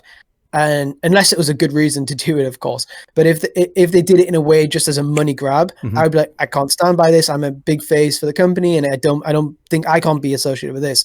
So I would leave Party, right? Yep. And then I wouldn't want my players to play on Party, but they may need to play on Party to make X amount of money. Maybe it's like 20% of their revenue. Yeah. Telling someone to take a 20% wage cut because I don't believe in something. Maybe they don't even care if they pay $50, because if they withdraw once a year and pay $50, it's not going to change their life so much. But for me, it's a more of a macro thing that I wouldn't believe in. So it was more that I knew that in the future, this is going to cause trouble for me. And trouble for everyone. So it was important that I kind of told Sam, Tommy, the management team, that this is how I see things, and it's better now to end it than to get into a situation where like makeup is at such a high extreme that it becomes very uncomfortable, So I told the guys, it was a very sad conversation. There's no way around it, really. There's no way around it, and it was very sad. And then I left. I guess it was 3 or 4 months ago. I stayed in the community. They asked me to stay there to just be present, because if you go through the community, like you can do like a search feature or whatever. I've probably got literally millions of posts. On Discord, you can be like, hi, how are you doing? Different posts. Like I probably have literally millions of times I've pressed enter. So I was very active, like every channel posting, whatever. It's like, I didn't want to just leave and like leave them in it, and then they have to do like a lot more, whatever else, because I always took on the responsibility of taking the biggest percentage of the tasks to do, because I enjoyed doing them. I enjoyed being the most active guy. I enjoyed doing the most things behind the scenes, whatever it may be. Like I voluntarily wanted to do that. So just leaving and then just saying, okay, guys, go do it yourself, wasn't also morally right either, I didn't think. But yeah, about 3 months later now, 4 months, the company's basically finished. Unfortunately, the guys have decided just to wrap it up, kind of thing, and not do it just the 2 of them. And they still have some guys because of makeup and stuff like this, but unfortunately BitB is no more. So that was like the story start to the end of BitB, unfortunately. I mean, it's been a great journey, and sometimes leaving on a high and not dragging something out is also good, like I agree. I also believe in that. I think leaving on a high was probably the best. I think a lot of stables do inevitably burn out. I think the makeup sort of catches up with them, and they go, oh, we made all this money. Oh no, this guy's in makeup, but he'll turn it around. And then all of a sudden one guy's just destroyed the stable. Yeah. I mean, also for years, I mean, I don't want to like cry or anything about this, but for years I got so much shit about being in BitB too, right? So like, I was like, everyone's saying stables at the end of the thing, stables bad for this, stables bad for that. Patrick's an ambassador for Party, but he has a stable who are doing X, Y, or Z, and so much like mistruths, so much misconceptions. And when I said this as a stable owner, people like, of course you're going to say that because you have a stable. But like now I don't have a stable. I'm saying exactly the same things. Like I said, in poker, if stables is this money maker where you just put the guys in, coach them, and they make the money, there'll be loads and loads of poker stables. If you look now, there's no stable who's been around for 5 years except maybe Poker. Like BBZ is now doing like, BBC is doing more kind of like seminars and stuff. Like if BBC had, say, 200 guys who was making hundreds of Ks each, and they had this small community where they weren't leaking stuff out, whatever, like you wouldn't be doing these like seminars, like it's more of a profitable business to do a course or to do coaching on the side, or whatever it may be. Like a stable is almost, I would say, an impossible business model. And all the stables I know, from the American ones, the UK ones, they've all gone broke. They've all added to the ecosystem, not taken away from the ecosystem. Like even that's on a huge scale. The ones who are seen as successful, they've all been massively losers. But then there's so many like up and coming poker stables where, like, I'm talking tournaments here, by the way, up and coming poker stables here with like 10 guys where the guy's just lost $1 million and you don't hear about it because it's just a small stable, Yep. local regional stable from Netherlands or Belgium or Brazil or Argentina, wherever it may be. The guy said, I'm going to stake these guys for high stakes, mid stakes. He's lost $1 million. This has happened probably hundreds of times. Almost every poker player has staked players at some point. You know, like it's a thing. Oh, I'm going to stake players. Like same approach as I had. I'm going to stake players. It never works. If it worked, there'd be hundreds of stables out there. There'd be people making, you know, billions of dollars. It's just not happening. People don't make money from poker stables. It's almost impossible. And one of the reasons why is because you give 50% away to somebody. And then if someone leaves in makeup, like let's say a guy makes 100K, amazing, like huge money. He gives me 50K. He takes 50K, starts at zero. Then he starts playing. He keeps playing and he's losing 20K, 30K, normal variance. There's no way for me to know when this guy's turned, there's no way for me to know the day the guy's turned from a winning poker player into a losing poker player. It doesn't just switch on and off. You can't track this from stats. There's too much variance in tournaments. A guy can lose for 4 years, not 4 years. A guy can lose for like 2 years and maybe be a winning poker player. Do you know what I mean? So like, I can't believe you've lost for 3 months, you're out. You have to kind of stick with it. But then maybe when he's in 60K makeup, his game changes from when he's in zero makeup. So eventually you have to drop people. Usually stables drop around 50% of players, even more. So if you drop 50% of players in higher makeup and then you've given them 50% of their profits, your profit, that 50% has gone. And often you drop them in bigger makeup than the profit they've made because you want to stick around, you want to trust the guy, you want to stick with him. Maybe the guy's never made a profit for you. You take a guy on, he just never wins. You drop him in 100K. Because technically, as soon as someone's in makeup, you're getting 100% of whatever they cash for, right? Yeah. So you're more incentivized to keep people when they're in makeup. Because if a guy's in 50K makeup, every time if you cash the 50K, that's all yours. Yeah, exactly. So then it can become profitable to stake somebody who's a losing player because you're getting 100% of the money back. You know what I mean? Mm-hmm. So like it's a weird one, but you end up dropping so much in makeup, and it's not just from that point of view. So that's one. It's very hard to make money because you pay 50% out minimum, and you also lose all of the makeup, which is very bad. You lose a lot of money that way. Players' mindsets change. A guy who 10% ROI at zero makeup can be minus 10% when he's in 50K makeup easily. Yep. So like this kind of stuff can happen. Secondly, to stay ahead of the other stables, to stay ahead of the game, you need to invest a lot of money in coaching. So like you need to invest guys who are better than your players as coaches. So like let's say you stake a guy for high stakes. You need to get someone to coach him who's better than him. So you need to get the best player at high stakes. Well, to get the best player from high stakes, there's going to be a lot of money. Mm-hmm. If you stake a guy for 25, 50 cash on PokerStars, you're going to need someone like Linus or Mick Boyfin to coach them. And guess what? They're going to be expensive. So once you've paid that money, that's going to also eat in a lot to the money, to the profit that you get back.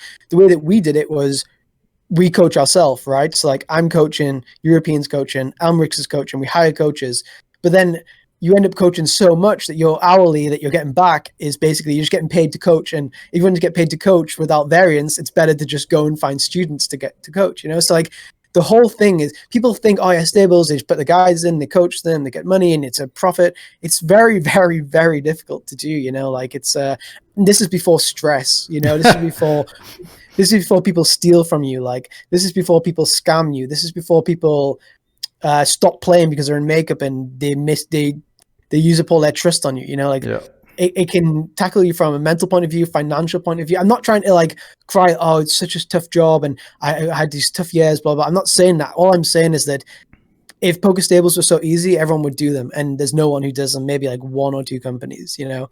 So yeah, I'm glad I can say that now. And I'm talking about tournaments too, not cash games. I'm glad I can say that now I'm not in a stable and not associated. Because when I say this like 2 years ago, people always say, yeah, you're bullshitting because you're in a stable. You just want the narrative to be that you can continue. But like, I'm not continuing anymore. And I'm telling you, honestly, it's one of the toughest things to do. Yeah, there's a lot of pitfalls. Even my experience with staking people, like not even stable wise, but like I was involved in BRS for a while and we had a 1.70 people and it's tough. It's not easy. It's like, I think we're always, I don't know, this is my issue, but I think we're all, especially when we coach people or take people on, we always assume they're going to think like we do. We always assume they're going to work as hard as we work and they're going to get things the way we get things and they're going to just, if I can do it, they can do it. You know what I mean? And it's not always true in poker. You get people that learn differently, don't have the same work or drive, and that's hard as a coach. Go, come on, just do this and you'll get it, and then they don't do it.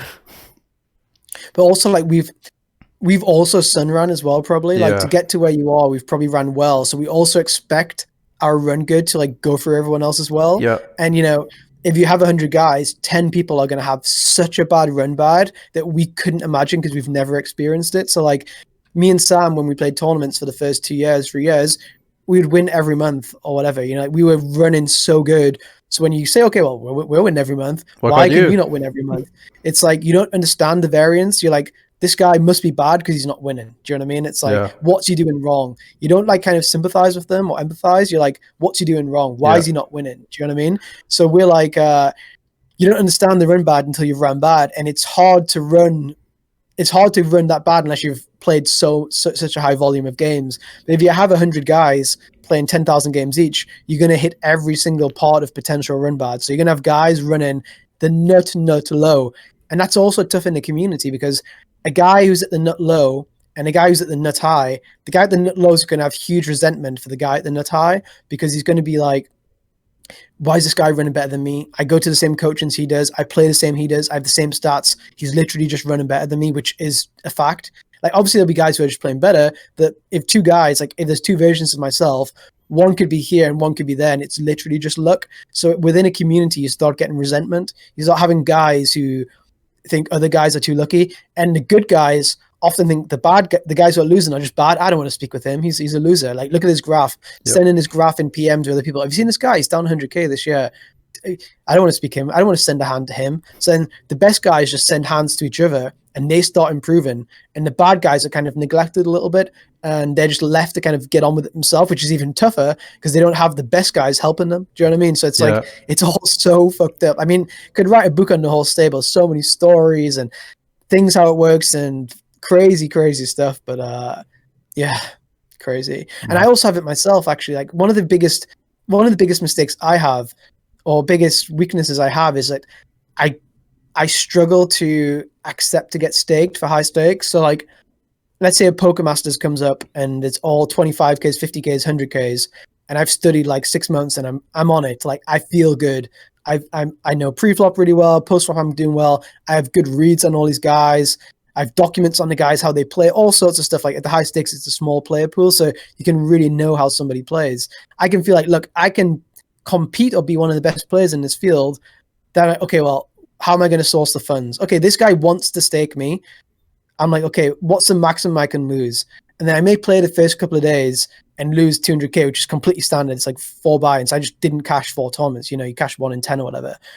I have huge guilt. I'm like, I just can't do this. Like, even though I'm giving him something, like a profitable investment, like he's making 2K every time he stakes me for this tournament, I just can't have it through guilt. Like, when I'm playing it, it just affects me. Like, I couldn't play. I just couldn't be staked for these high buy-ins, even though it's so irrational because I've been the other guy and I know how good it is to be the other guy and that he's getting a good deal.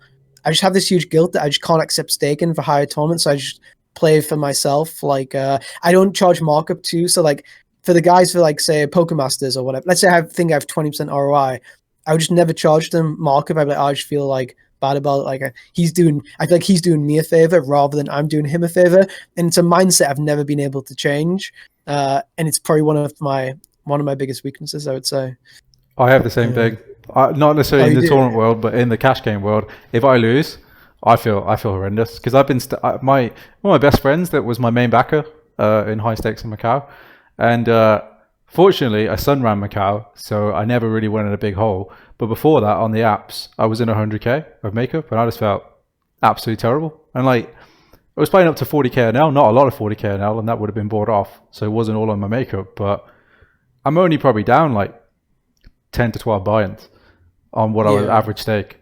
But still, I'm just like, shit, that's like a lot of money, and I feel absolutely horrendous about it because then I'm like, well, I don't really want to play these apps anymore because I think they might be slightly rigged. And how the hell am I ever going to get out of this? Yeah. So if you have that feeling and I have that feeling about this money, probably the guys we stake, and it's like relative, right? So like if they have like a 5K bankroll themselves and they lose 100K for us in makeup, or even 50K, 30K, whatever it may be, that everyone has different thresholds. Whatever that threshold may be, they start feeling huge guilt too. You know, they start feeling awkwardness, you know, around us. It's like, it's weird. Why do you think we have, if we stake people and we understand it, and we're even saying now, like, it's irrational to have this feeling, why do you think, well, it's rational, but it is irrational at the same time. Why do you think we still have this guilt, like the two of us?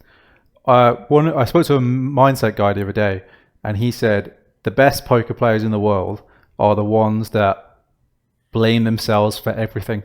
Like, if there's a spot, like, most people just go standard. They're the ones that are like, well, how can I get away from this?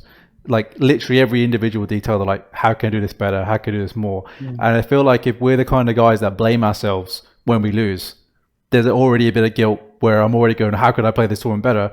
And that's just massively magnified when someone else is on your back as well. Even though they're not on your back, but you feel that guilt because you're like, I should have done better, and I should have even better for this guy as well. And I've got like 2 loads of that guilt, as opposed to just the one where I go back and go, what could I have done to play better?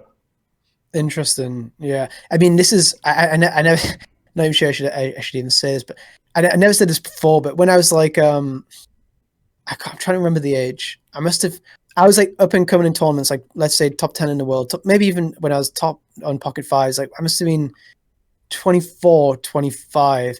There was 2 guys that I had huge resentment for, and I had no idea why, but they were kind of the people before me. They'd played online and made a lot of money before I was there, and now they were playing like live and in really good spots. And I had this resentment that they were there and I wasn't, and I would like anti-rail them, or like I'd watch their videos and run it once, and I'd be like, yeah, this guy's like bad. Why doesn't he know this? And I'd like type into friends, this guy is bad. I was really negative about a lot of people. Like at the time, it was like, I was negative about a lot of people. It's like, everyone's terrible, I'm great. Like that was my mentality at the time. And I realized one day I need to stop. Like, this needs to stop. And I wrote them. I mean, I can say who they are. It's quite funny who they are now. But I wrote them both a message. One was Dan Smith and one was Jason Kuhn. Wow. Jason Kuhn, like the nicest guy. And I wrote to him and I was like, look, I need to just like tell you how I've been feeling about you. I've never met you before. I've never played with you before. Have you met them since? Different circle. Pardon? Have you met them since? Yeah, of course. Yeah. I've never played with you before. I don't know you. None of my friends know you. There's just, for some reason, I have this huge negativity towards you. And I don't know why. It's like, it all comes from jealousy because you're in a better spot than I am. And I feel like I'm working 15 hours a day and I should be there. But for some reason, you know, I'm at this part of my journey. You're at that part of your journey. You're ahead of me.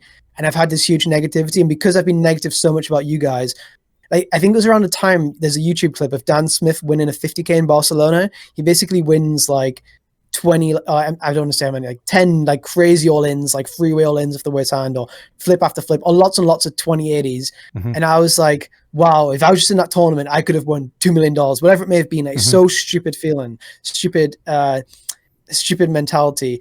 But because I was being negative about him in this one tournament, it then became like natural for me to be negative. So like after sessions, I'd write to European, do you see how this guy played? Like not Dan or Jason, like someone else, this guy's so shit. This guy's so shit. Like this was kind of how I was feeling all the time. And I realized like I need to just message these guys, acknowledge I'm in the wrong, acknowledge my mindset's wrong, or I'm going to become this distasteful, negative, nasty kind of guy who I don't want to be. I'm quite quiet, so like to people I don't know. Like if I'm at a live stop, I keep myself to myself. I'm not drinking. I'm not like going to parties or anything. I'm quite reserved.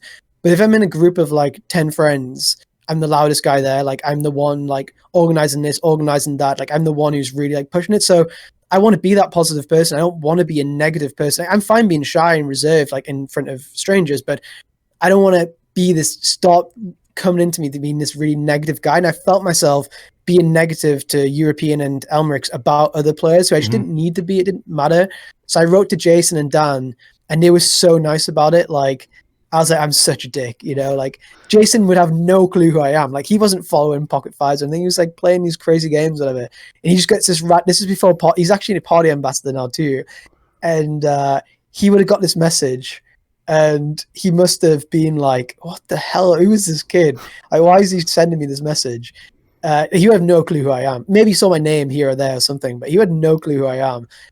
And he was just so nice about it. Sent me a message about how he'd like no experience. I can't remember exactly how it was. It was so long ago, but he sent me this message, and he was so nice about it. And Dan Smith also was like, yeah, like, I appreciate your apology. Like, I apologize about how I'd been like bad mouthing them to other people. Jason Kuhn, big fucking guy too. You know, he could squash me with 1 foot. I was like kind of apprehensive. I've been like, yeah, I've been bad mouthing you to everybody. I've been saying your shit. Like, they were way better poker players than me. You know, I just, for some reason, I was jealous. You know, I was telling them all I was just laying it all out. Like, this is how I've been feeling about you. And you know, when you send a message to someone, you could be like drunk and send the message, or maybe like you sent a bold message when you're angry, and then you're like scared to open the message or the view that you turn notifications off on the app because I don't want to see the replies. I woke up the next day, I was like, fuck, like I don't want to see what Jason's wrote back to me. You know, I'd never met him before, and he just wrote me back this such nice message. I was like, God, I'm such a dick, you know, like that was like a big change in probably my whole career, going from negative to more positive. So thanks to both of those guys for that, for sure. Well, I think that's an incredible story, and I think that's another testament to your growth as well. And I think that these kind of things are exponential, aren't they? I think if you think negative, you spiral into this negative cycle, and it's hard to. It's like a muscle you have to change to try and think positive about things, and like it's a really good mental exercise where you try and think about things in a positive way rather than going, "Oh, this person is pushing in front of me." You just go, "Oh, that person's getting to their place faster than they as fast as they need to," and it doesn't, you know what I mean? Like, and my brother's really good at that. My brother's really into like stoicism and I've seen he's posted some stuff. Yeah, he's probably the least stoic person I've ever met, but good, he's trying. That's good. I mean, that's what it's all about, right? Yeah. I mean, what I kind of realized from this is I had a huge lesson. I had a lesson that I'm not reaching out to people enough. Like, I had such a nice message back from the guys. I was like, okay, well, where else in my life am I maybe not communicating properly enough? And I realized that because I was so engrossed in poker and let my ego overtake me that I want to be the best, and my only focus in life isn't to have friends. I mean, I had friends within poker, like European and the guys, but like my best friends from home, or my best friends from football, or the best friends from running, wherever it may be, I was like, okay, they're to the side and I'm going up, you know, like, and I realized that a big part of what I enjoy, I had a huge release out of doing this to Jason Dan. It was a huge change doing this to me, like a huge mental change. And I was like, look, I need to also write to the people that have helped me get to this point too, not from poker. Well, some from poker, but like, I mean, I spoke to my parents every day of my life from like 18 all the way to now, but friends who've helped me here, or friends who've helped me there, or a guy who's taken me somewhere where he didn't need to, or whatever. And every day of my, I think from probably 2017 to 2020-ish, before I played a session, my routine was always at 3 p.m. I would always write to somebody on Facebook or call somebody that I hadn't spoken to for like a month and just say like, how you doing? I'm grateful for this and that you've done to me. And I realized that they loved it so much, like not because of me, just when someone reaches out to you that you haven't spoken to for a while, like I've seen it too. When someone writes to me that I haven't spoken to, I'm buzzing. I'm like, oh, wow, really good. Usually the first line they say is really good to hear from you. And it's genuine. It's not like, oh, really good to hear from you. It's like, it is really good to hear from you. And when I hear back now from friends from 10 years ago, 8 years ago, whatever, and they write to me, and I'm like, oh, it is really good to hear from you. You know, like even if you're not best friends or whatever, but just someone that you were kind of close with. So like 3 p.m. every day, I made it an important part of my kind of like a gratitude process to make sure that my ego was kind of controlled, because these people often came from parts of my life where I wasn't as fortunate or I wasn't as successful, and they were there for me then. You know, so I know that these people are always there for me, and that's a big thing from a gratification point of view, that these people are there for me. Do you know what I mean? Yep. They're actually there for me. If I lose all my money playing poker, if I don't get to number one in the world, they're not the people on 2+2 who will judge me by my pocket fives ranking. They're judging me because they've known me when I had nothing, and that was important for me. Then at 7 p.m., I would thank myself, as funny as that sounds, but in the middle of my session, usually 2 hours into a session, I would thank myself saying, look, you've worked hard to be here. If doubts start coming up that I've played hands bad, or I'm running bad, this, that, the other, I would have a reminder on my break, like a 5-minute. I'm not into meditation at all. I don't really believe in it, but I believe in visualization, and I believe in reminders and stuff like this, and gratification. So I would say thanks to myself. It sounds arrogant, but I would just say thanks for putting the time in for this. It's definitely not arrogant. I think it's really, really. I think one of the biggest things people do is they're horrible to themselves. They mistreat themselves. They feel like they don't deserve the things they've got, and they don't. appreciate the stuff that they've done to get themselves there. And I think, Okay. I'm very interested in this actually. I'm interested in see if you've done any like courses or something, because it sounds like your personal growth has really been on this trajectory, and you've really had to deal with your ego and this and gratefulness and thanking yourself was two really, really powerful things you can do to help that. Yeah, but I'd also end it, so I'd have the trios. The first, grateful for other people. Second, in the middle of the session where I'm having doubts, grateful for myself and belief in myself, because belief in poker, especially in tournaments, like in cash games, it's more consistent. But in tournaments, you can go out of 10 tournaments in 5 minutes, and it's like, did I punt it? Did I not? Like really like believe in yourself, trust the process. And then after the session's finished, it'd be a gratitude of how lucky I am. So I'd remember the tournaments I won when I wasn't supposed to win, how well I ran when I transitioned accidentally from cash games to tournaments, how lucky I am to have someone like European, how lucky I am to have XYZ. So like the trio would be thanks to other people, thanks to myself, and then thanks for luck. So like that'd be like my process to kind of control my ego, because I know, maybe not now because it's been such a long time, but I know that from 20 years old or 18 years old to 25, in the ego was my enemy. Do you know what I mean? Like, I know it's a book and a catchphrase. I'm not trying to like coin the phrase or anything, but ego was my enemy. And the mindset issues I'd have, or the sadness I'd have, or I mean, I had depression at times too. Like I remember very clearly that it's actually funny, Dan Smith, but I was playing 50k in Monte Carlo, again, like luxury problems, I was playing 50k, that's such a bad thing, but I was number 1 in the world on pocket fives, which doesn't mean anything, whatever. But my goal, I had a 2+2 blog, and I was telling everyone, look, I'm more suited to live games than online games. Like, I'm actually a better live player than online. And everyone would always tell me, you're terrible live. And the first 15 EPTs I played, I bricked all of them, but I'd always write huge trip reports on my 2+2 blog. And everyone was like, yeah, this was bad, or that was bad, or, like this. And I was like, I was having this, my ego wanted people would always ask me for like online coaching, or they would write me in like power rankings and stuff. But whenever there's live power rankings, I would obviously be nowhere close to them. And I was always like, look, I'm better there than I am here. Like, put me in those rankings too. And then, well, you've never cashed a live tournament or whatever. So I was like, okay, I'm in Monte Carlo. I got staked. I was doing so well online. People were like asking to put me into these bigger buy-ins. So I played the 50k. It may have been 25k. I think it was 50k, but it may have been 25k. I was chip leader at the end of the night. Last hand of the day, I get in kings against Dan Smith's ace jack, and flop turn river comes out, and he like throws his cards as the dealer is putting the 5th card down. Like in live games, you have fun. He plays lots of private games, stuff like this. He threw his cards down, and then the ace came, and I had this feeling, and it's a feeling which I've never experienced since. But it was like you've been hit by a car. And have you been to EPT Monaco before? No, or not? It hasn't been for the last few years. So there's like a bridge. I'm not saying I was going to jump off the bridge, don't worry, but there's a casino, and then there's the hotel. It's like a complex, and you have to walk over the bridge going from the casino back to the hotel where you're staying.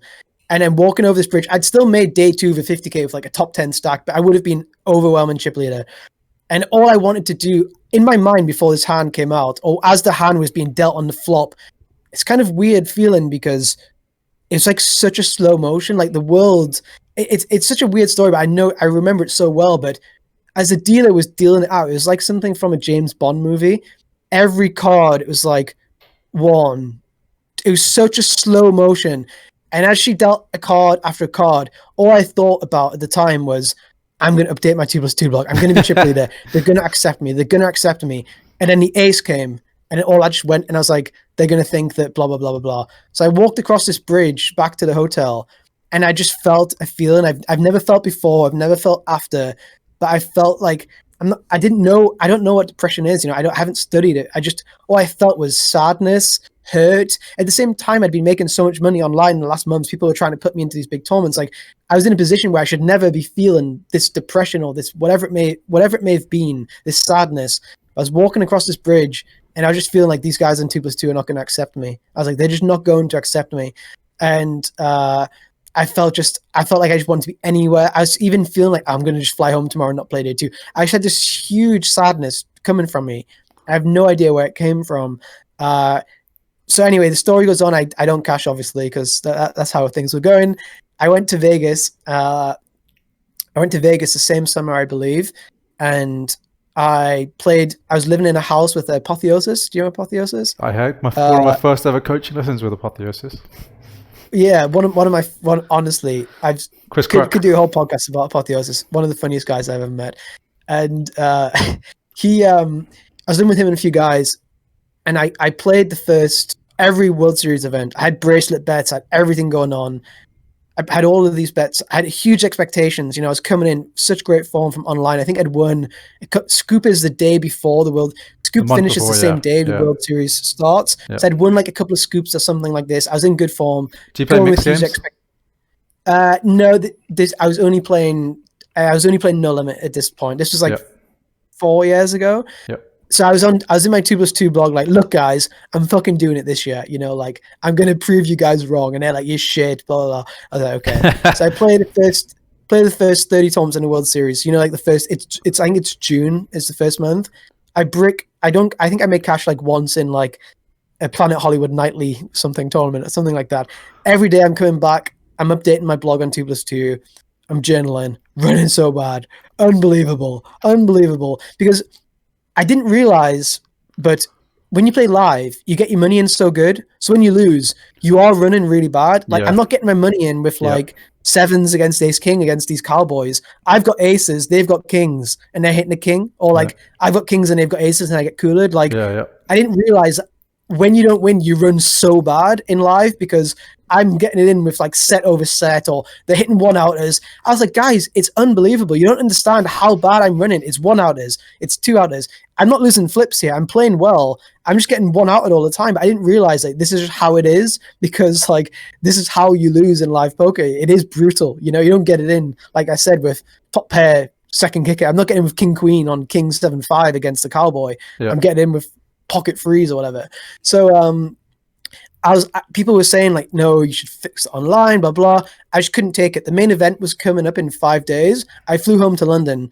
I had already bought into the main event. I'd win a satellite or something, so I knew I had to go back, but I just couldn't take being in Vegas and running bad. I had the same feeling as Monaco, this depression of not being accepted from other people. So I went home to London. I was with like another thing is you're in Vegas and the weather's really hot. And in London, you've grinded all year, terrible weather, like winter, spring, whatever.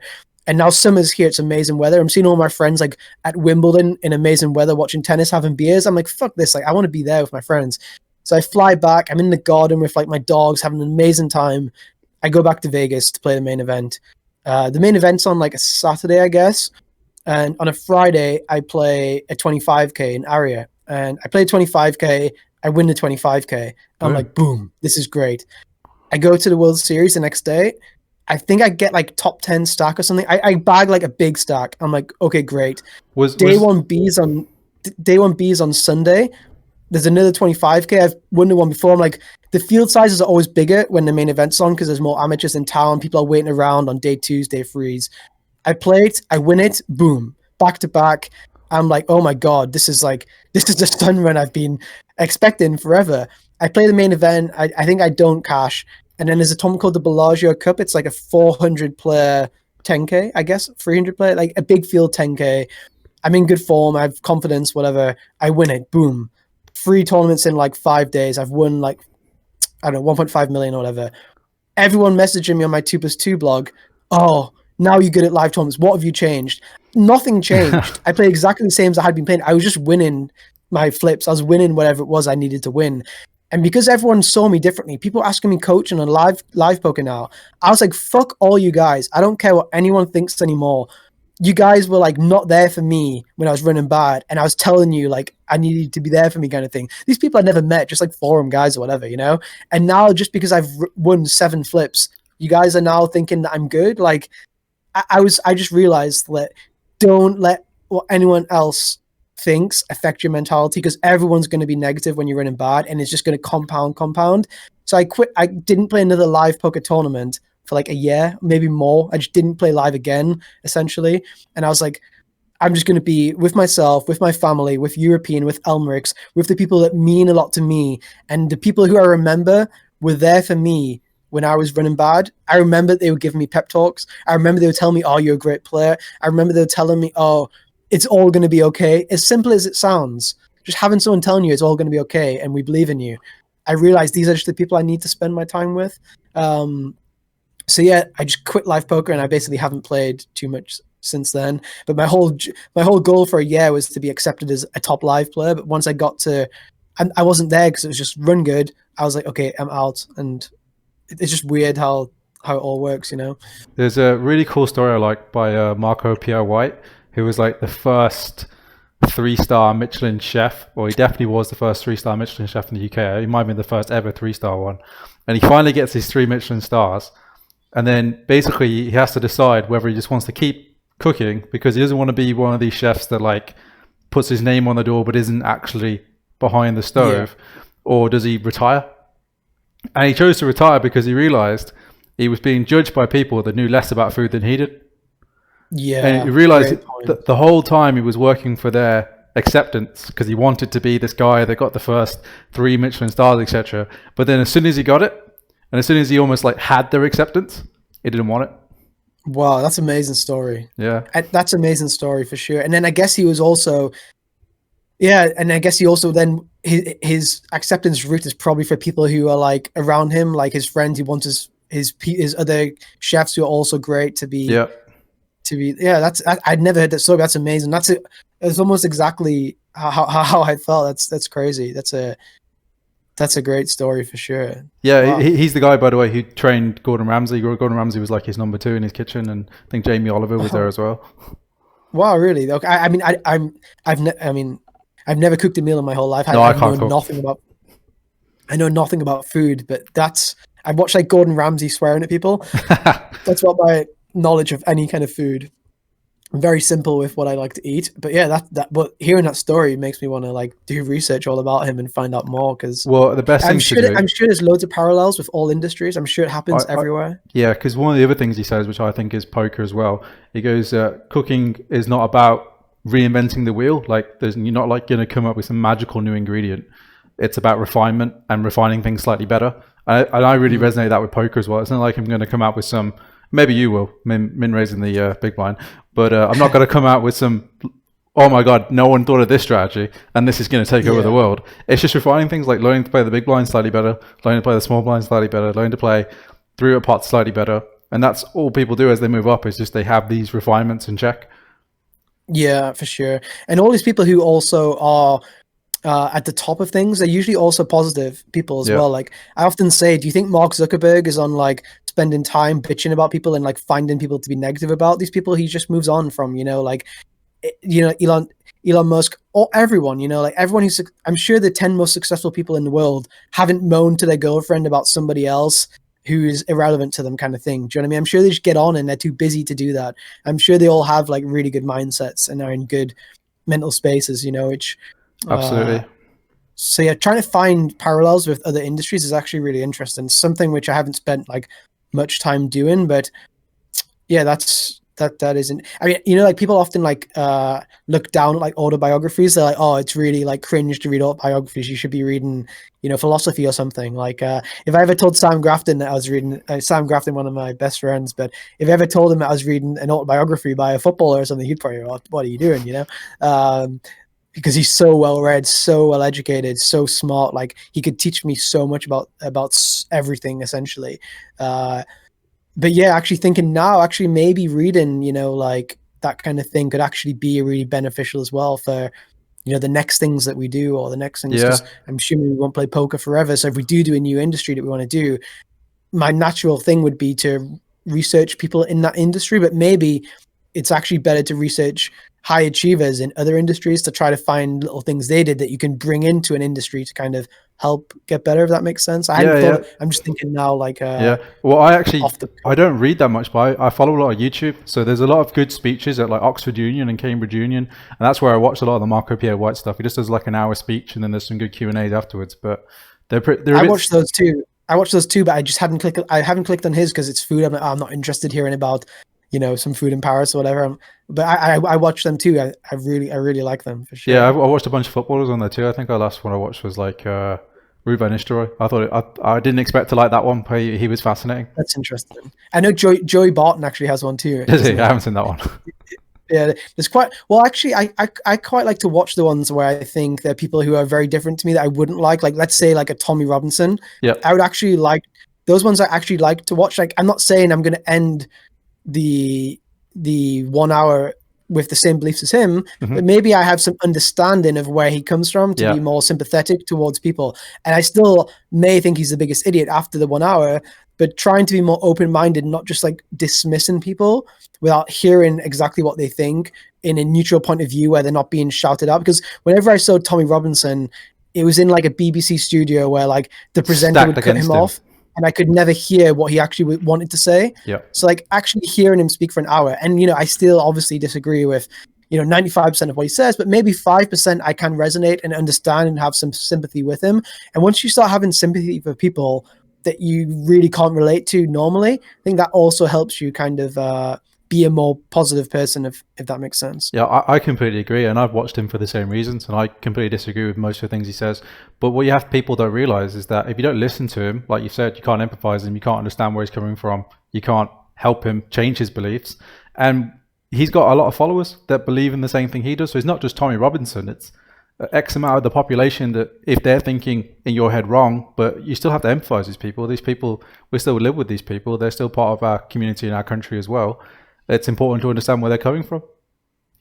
Yeah, and I feel like coronavirus is kind of a similar thing right now, where you have people who are like conspiracy, like let's say Charlie Carroll, for example. Like Charlie Carroll's like a coronavirus conspiracy theorist, and people are just like very quick to like throw him under the bus of like, yeah, like nut job because he's saying something so crazy.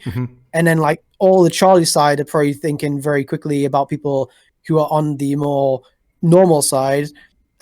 Oh, they're brainwashed, and I feel like both sides don't listen to each other. There's not like a debate or like, it's like, okay, these guys are crazy or these guys are brainwashed. And it's too much of a divide rather than a discussion or a debate. I feel like, and Tommy Robinson's probably similar, Yeah, people just like, oh, Tommy Robinson, I'm not listening anymore. You're just clearly an idiot. Yeah. Like my parents would be exactly like that. And I also understand why people are like that too. Like it's natural, like when someone has such like a extreme belief, it's natural to be like, oh yeah, well that guy's crazy, right? Like if I heard a guy say that he saw like an alien last night in his garden with 5 arms, I wouldn't listen to his story. I'd be like, yeah, this guy, I'm not going to tune in here. Like, but what if your dad said it? If my dad said it, well, this, I mean, probably won't mind me saying it, but I completely have no belief in. I mean, this is another story. I mean, which is like, I'm the biggest non-believer in God. I'm the biggest non-believer in ghosts. I'm the biggest non-believer in everything. And like, if anyone ever told me a story where they saw a ghost, saw God, I'd be like, this guy's a liar. I'd be like, he's either lying or he was asleep or he was dreaming or whatever it may be, but he's wrong 100%. And I just wouldn't listen to any of it. Unfortunately, like a month ago, my dog died, who I had for like 10 years, very close to. And the next morning, I woke up and I have a picture of my dog like in my living room where there's a bunch of pictures.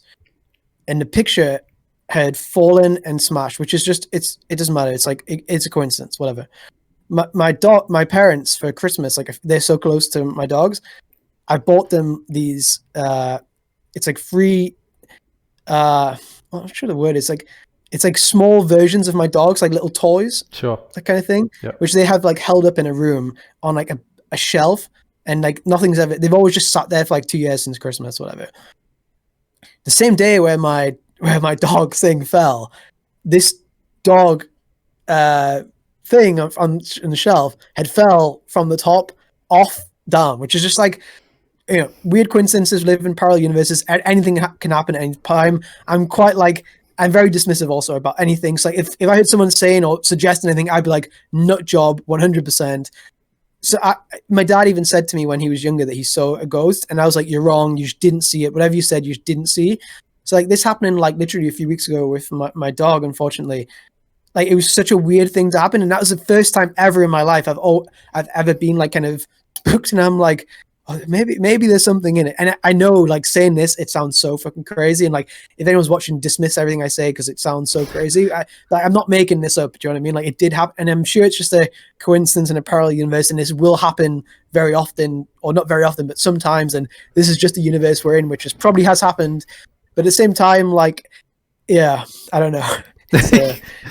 It's a very, very weird one for me. Yeah. Yeah. If we're gonna get philosophical, we don't know anything, right? It's impossible to technically know anything other than what's it. I think, therefore I am. That's the only thing that we can ever truly know. But, yeah. But I think you can write. I think when someone says that they saw a ghost or something, it's quite easy to write off because there's not like evidence. Like, there's not just like clear, definitive evidence of, okay, there was a ghost in this place at 10 a.m. and here's the evidence, and billions of people have seen it, and the world acknowledges that this is true, and we all see it. Do you know what I mean? Like, I feel for the amount of people who've seen or claim to see ghosts, we would have the definitive truth that the world acknowledged was, yeah, this is right. That was a ghost. It's on this camera, on the CCTV. That's a ghost. Do you know what I mean? Yeah. Yeah, it's a difficult one because then there's like, well, maybe they don't turn up on cameras, and then you see the photo, you're like, oh, but that's doctored photos, and then it's. Yeah, I guess so. I guess. The whole point is that they're never going to be proven either way, right? That's kind of half the point of what they are.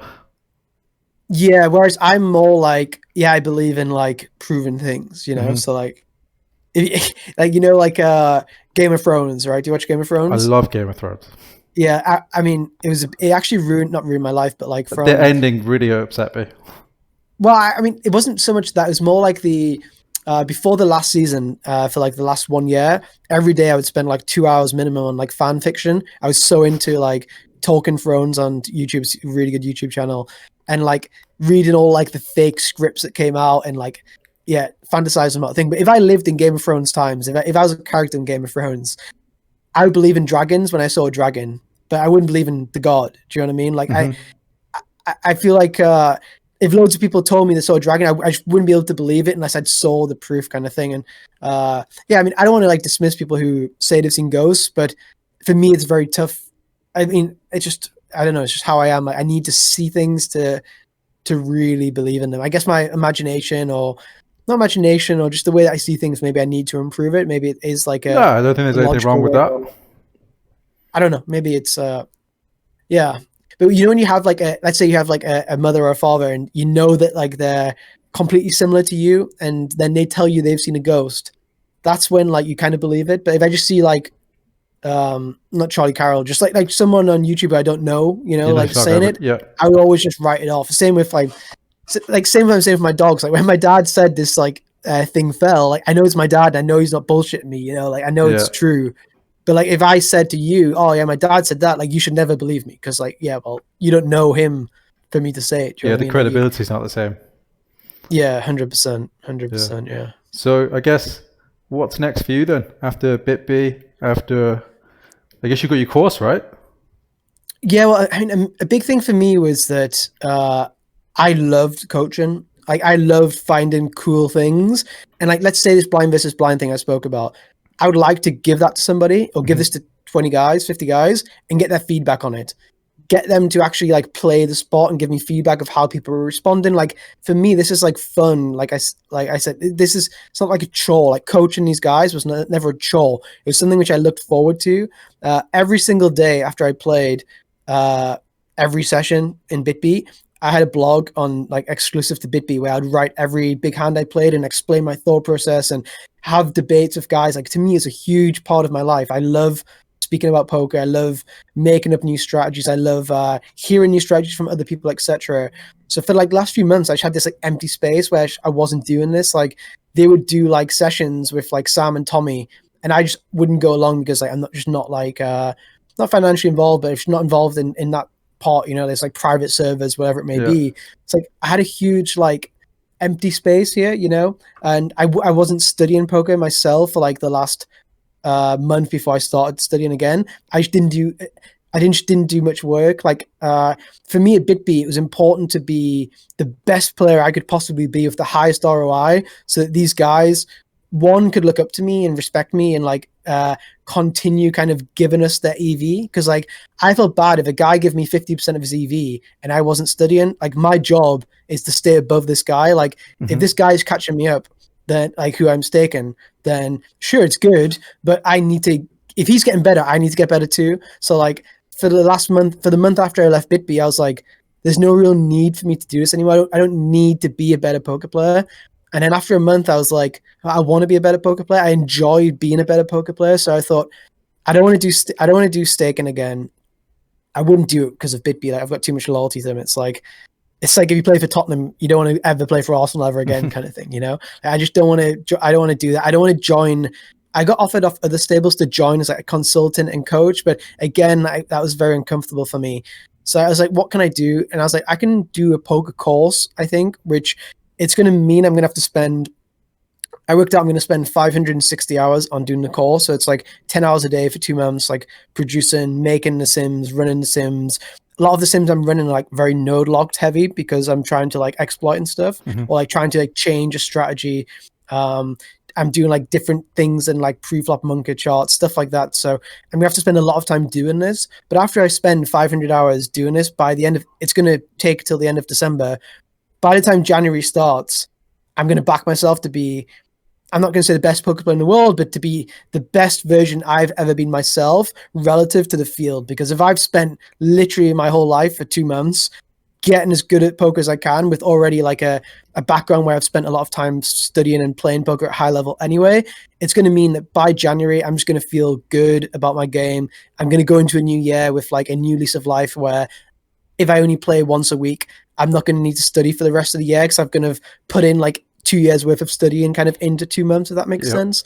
So I was like, yeah, I'll do this. It's also good to learn new things because like on YouTube, for example, I have no idea what day to release a video. I have no idea if I should release at 2 p.m., 5 p.m. I don't know what a tag is. I don't know. I mean, I made a thumbnail. It's unbelievable.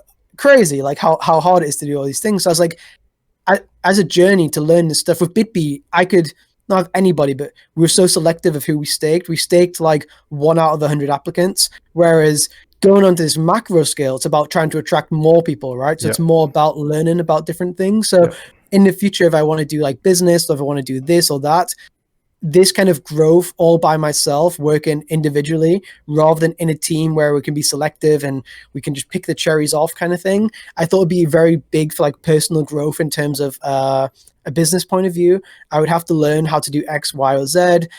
While still doing something I love. It's not a chore. Like it's like I'm speaking and learning poker, and I'm learning something which is going to make me money too.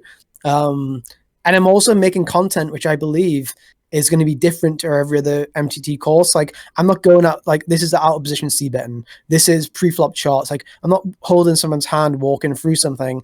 I want to give like definitive strategies where you can make money. I'm not saying like hyper exploit strategies like min raise in the big blind or anything like this, but like inputs in solvers. Like I released a YouTube video yesterday about like leading the turn for 10% after check call in the big blind, which is like, this is a strong theoretical concept that people should be doing, but nobody does. So like, this is something which I think I can give to like yield EV and increase people's ROI whilst not like bullshitting them. Like this is theory and this has not been taught previously. And I think there's loads, because tournaments you still have so many different stack sizes and so much going on in ICM, and there's so many things you can teach.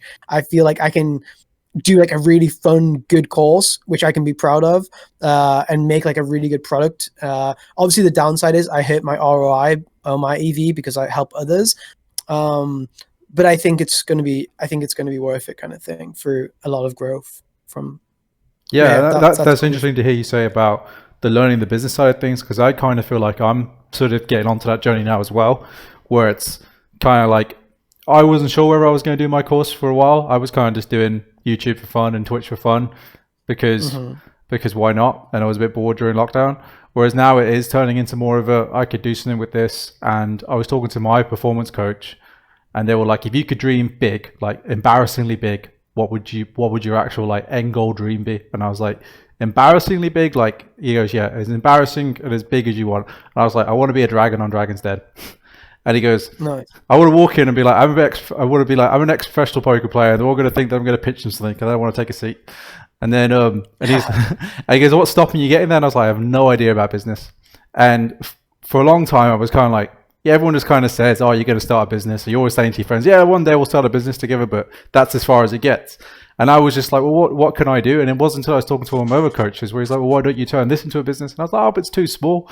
And then I was like, "Well, it's not really. That's exactly how a business should start. It should start small, something that you know about, which is poker, and then grow it from there."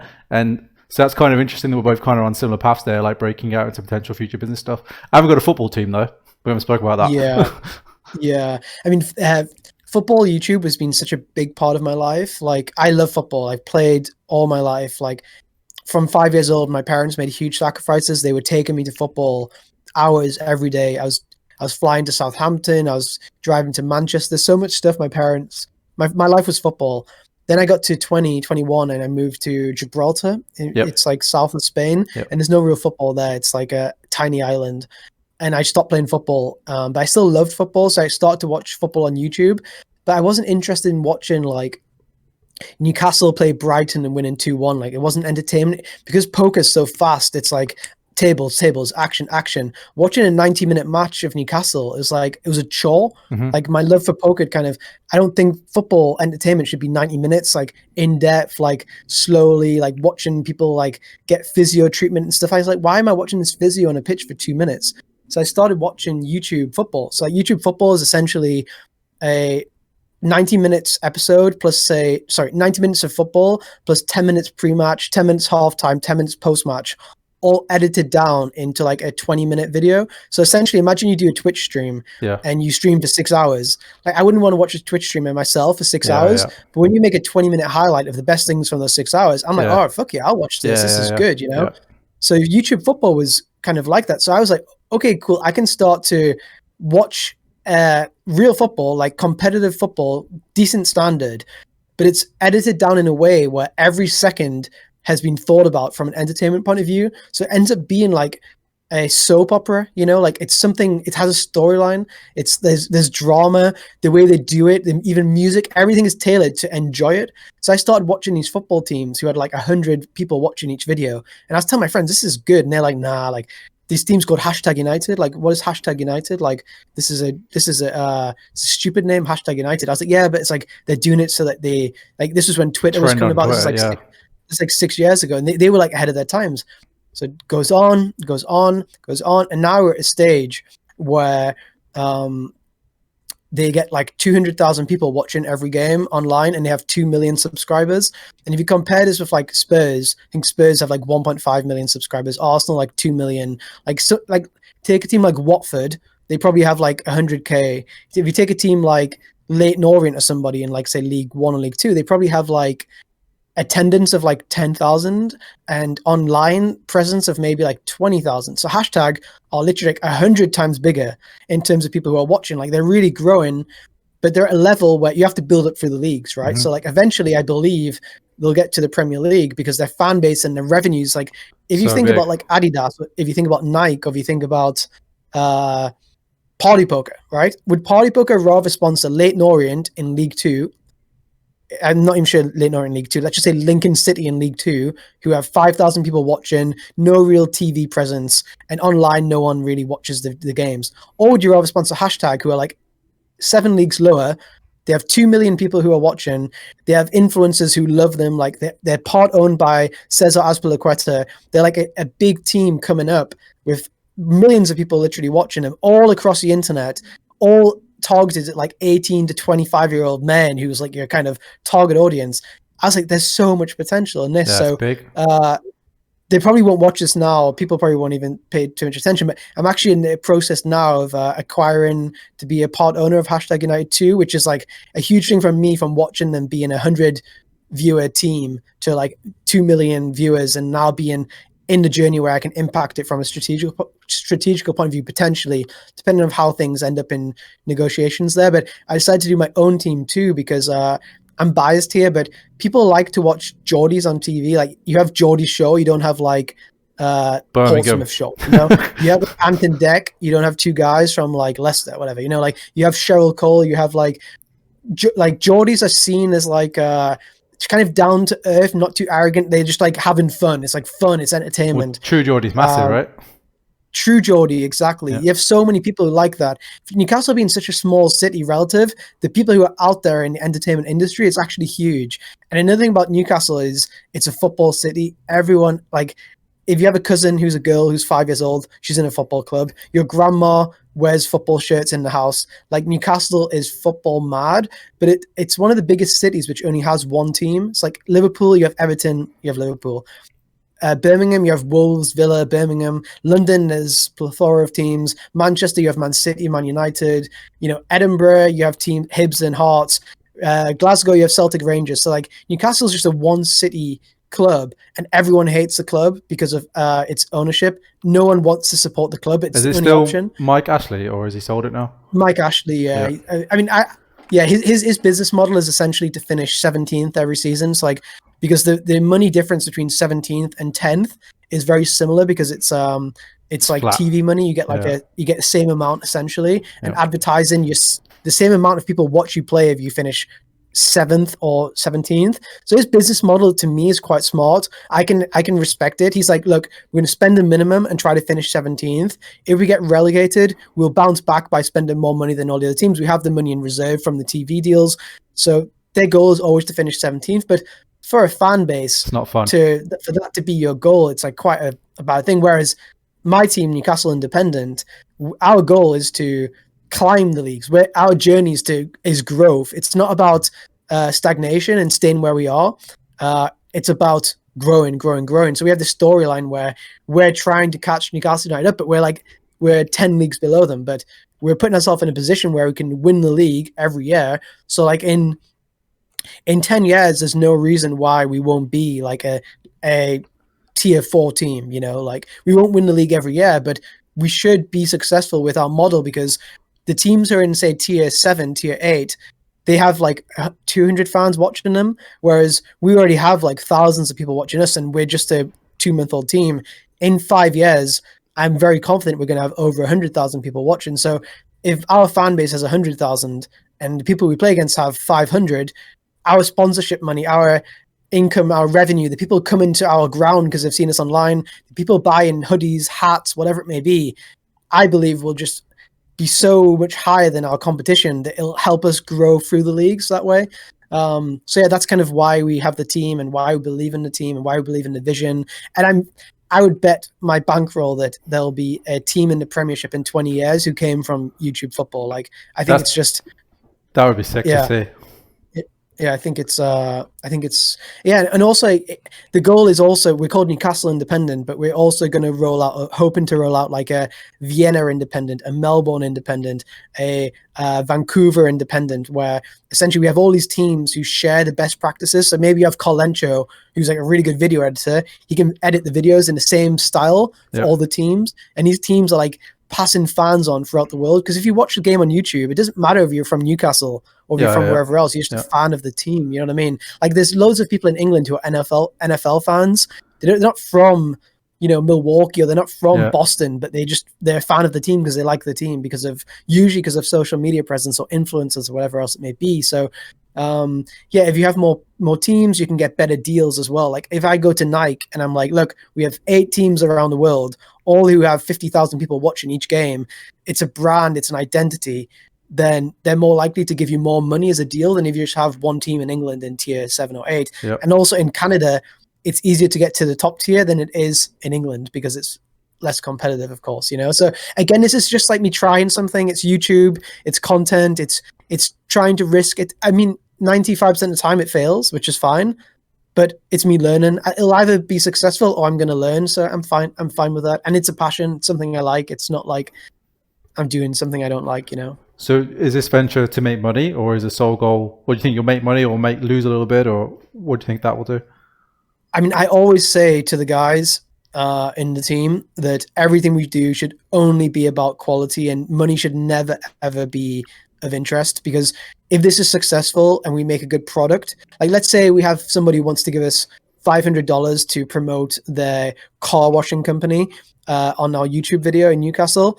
Like, to me, right off that $500, there's no way we'd ever accept it, because we want to make a product which is clean, classy. Like our football shirts, we have really, really good kit merchandise because it's just Nike and our logo. There's nothing on the front of it. But when we play against teams, who have like nurseries on the front of them, or they may have like gas station, whatever it may be, like small independent retailers, which is good, which is fine. Like they're getting money because that's their business model. But people are more likely to buy a shirt if it looks clean. Yeah. You know, like you wouldn't buy like a football shirt if it had like BitB on the front or something. You'd be more inclined if it just was like a really cool looking shirt. So like we don't try to like get sponsorship money. We don't try to get merchandise money. The whole goal is just to make a good product that we're proud of, that people like to watch, and get better each time we do it. And eventually, if it's successful, the money will look after itself. You know, like doesn't matter right now about money. Obviously, the goal is to have a revenue stream where we're more competitive than our opponents. So you need money down the line to like pay players and to do this and to do that. But like short-term money is nothing as a factor. Like don't even think about it. Just write off all money kind of thing for the first couple of years. Yeah, that's absolutely fascinating to me. Just listening to you talk about it, I'm going to be following along and just seeing what's going on. That's very interesting. Yeah, it's fun. Yeah, it's fun. It's fun. We like it. So you're pretty busy though. Even though you've left BitB, you've got a football team. Well, sounds like more on the way. You've got your course. Yeah. Do you sleep? I have a YouTube channel now, which I'm going to start trying to do like podcasts and content and release content and do hand reviews and stuff like this, final table replays. And then I play a lot too. Like I'm trying to, when you study a lot, you want to play. So like if I study like Monday to Thursday, 10 hours a day, so 40 hours thinking about these cool strategies, like my thought process is on point and clear because I've spent the time thinking about it and speaking about it and writing about it and making PowerPoints, whatever else it may be. When it comes to Sunday, I need to play, like, and then it's like, maybe you work on Tuesday, like 2 p.m. till 6 p.m. You're like, oh, let's just load a session up, so you start finding yourself playing more as well. So yeah, I mean, I'm busy, but busy's good. Like I don't feel like I'm busy. It sounds like I'm busy, but like there is 24 hours in a day. Like, you sleep 8, you do some other stuff, but usually you have around 12 hours to be productive. And you can do a lot in 12 hours. Like, like if I make a course, most courses are like 30 hours. Like you have 12 hours in a day. Like I think people, I don't know. Maybe I'm not saying people are like procrastinating too much or whatever, but I feel like people maybe just underestimate how many hours there are to be productive in a day. If you like something, it's not a chore. Like if I'm doing football content and poker content, it's not like I have 12 hours of work today, fucking my life. It's like, oh, I have 12 fucking interesting, fun hours here and it's going to be productive. Like every day to me is like a good day. Like, let's go. But yeah, I'm very fortunate too. I realized that like my friends who are in jobs they don't like, I understand why it's a chore for them to wake up on a Monday and to work 5 days. And I can understand why it may come across as very lucky for me to say this. I completely understand I'm in a position which my passions may have been like World of Warcraft and Monopoly, and I could never have made money there, and I wouldn't have been able to follow my passion, and I may have had to work in like a supermarket or something I don't like to do. You know what I mean? Yep. I'm so fortunate that my passions are things which can be monetized and are profitable. So I realize I'm in a very luxury position here, but I don't feel like I'm spending too much time or something, or I don't have enough time. Like it's never never a thought which comes over my mind kind of thing. Sounds like you've been all in though your whole life. Like first it was the forums, then it was BitB. Like you're very all in all the projects you do, and that's great because you enjoy doing them, and that's fantastic. Well, I have a lot of fear. Like I have a lot of fear, like self-fear that other people are going to do better than me in ways like if I'm on holiday, like not now so much, but like when I was playing online 5 days a week, and pocket fives, for example, if I was on holiday, the whole time I'd be checking on my phone, oh, how many points did this guy get yesterday? And in my mind, I'd be like, wow, I'm here lying on a beach and European is at home studying. If we study together normally, and now he's studying by himself something, he's going to know something I don't know. So he's going to be a better player than me. And when European was away doing whatever, I'd be like, I'm going to work even harder now. Like, this is my time to kind of get ahead. Not trying to like compete against my friends, but I'm like, if I'm home, like if I see a guy on Instagram or Twitter, like away somewhere, I used to get huge rush. Like, wow, I can do this now. I can get ahead. I can learn this. I can learn that. I can run 10 pre-flop all-ins and just be a little bit more efficient about knowing what range to call off. And I remember once I was on holiday, and I had this like weird anxiety that just people were getting better than me. I just went home. I left early. I just wasn't enjoying it because I have this fear. It's like, I'm sure it'll happen in football too. If a YouTube football team in Newcastle comes and I see someone on Instagram like editing their video, I'm going to be straight into DaVinci Resolve, making sure that it's a little bit cleaner, a little bit better, because I always have this huge fear. Same on the forums, like I would have the fear that someone else was going to come across better than me, or if, like they replied to a hand history on a thread, I had to reply to. I had to always be there. I had to compete, and it's like I probably should see someone about it or whatever, but it's this huge fear inside. It's a weird feeling. It's like anxiety, fear that someone's going to overtake me, like someone's going to just be better than me, or someone's going to catch up to me, because poker, so many people want to get good, right? Like everyone wants to take your place. So like, I don't know. Have you ever felt that kind of thing too, or? Not in the same way that you described, but there's a really cool guy that I follow on YouTube called Simon Sinek, and he talks about fear a lot. And he says that he talks to like Olympic athletes, and like they always ask him the same question, like, "Were you nervous?" And they always say no. They always say no. They're excited. And it says, "What's the difference between nervousness and excitement?" Well, what's nervousness? Your heart starts beating too much. Your palms get sweaty. What's excitement? It's basically the same thing, but you can just trick your mind to think it's the other thing. So instead of feeling fear, maybe you were feeling excitement to get ahead. Maybe it wasn't like, no, I'm not scared. I'm excited because I can do this now. He's giving me this opportunity. He's on holiday. I'm going to get it. Yeah. That's interesting. I didn't think of it that way. Yeah, I imagine like if Cristiano Ronaldo runs up to take a penalty, he's excited about scoring it. He's not fearful about missing it. Yeah. So yeah, it makes a lot of sense. Yeah. It's just really interesting. These small little reframes, like you've done a lot with your ego in terms of reframing, and now I can really see that you really try to be grateful for everything, and you really try and show gratitude. I'm not saying that in like you're not doing it because you don't want to do that kind of way, but that really helps with your ego. That really helps dissipate it. But if you change that fear to excitement, I think that's going to help you as well. Yeah. That's good. That is a good thing. I had similar thing with accepting mistakes. So like I was so harsh on myself so often. Like you'd have it's got a syndrome. It's like I've read it all about it now. I can't remember. It's not prison's dilemma. It's where basically you think you're like a con to everybody. Do you know what I mean? Like you're a fraud. Everyone you think you're a fraud to everyone. Like you're not as good as what everyone else thinks you are. Like had this all the way through my career that because you're gonna get found out. You get like 10 flops wrong. Like you should be using a different size, and you don't know it. You're like, okay, I'm a fraud, but I'm not going to tell anyone I don't know it. And it's like in your mind and throughout the session, because in tournaments there's so much spots, so you don't know everything. So in a tournament, you may play for a session. Maybe 30 times in the session, you have no idea what to do. And if you just study that one extra spot, you would have known this one. And throughout the session, you start getting this like, it's got a name, I can't remember what it's called, but you start getting this thing in your mind that you're a fraud kind of thing. And had this a lot in my career too, like thinking that I'm really bad and trying to put on a show that I'm actually good. Whereas in reality, I was just being so harsh on myself and not accepting that it's okay to not know everything. And it's only been the last 1 year, and a lot of this comes from European, his guidance and his mentorship and the way that he approaches things. It's only come in the last 1 year that I've never cared about making a mistake. Like if I made a mistake, it's fine. Like it just doesn't matter.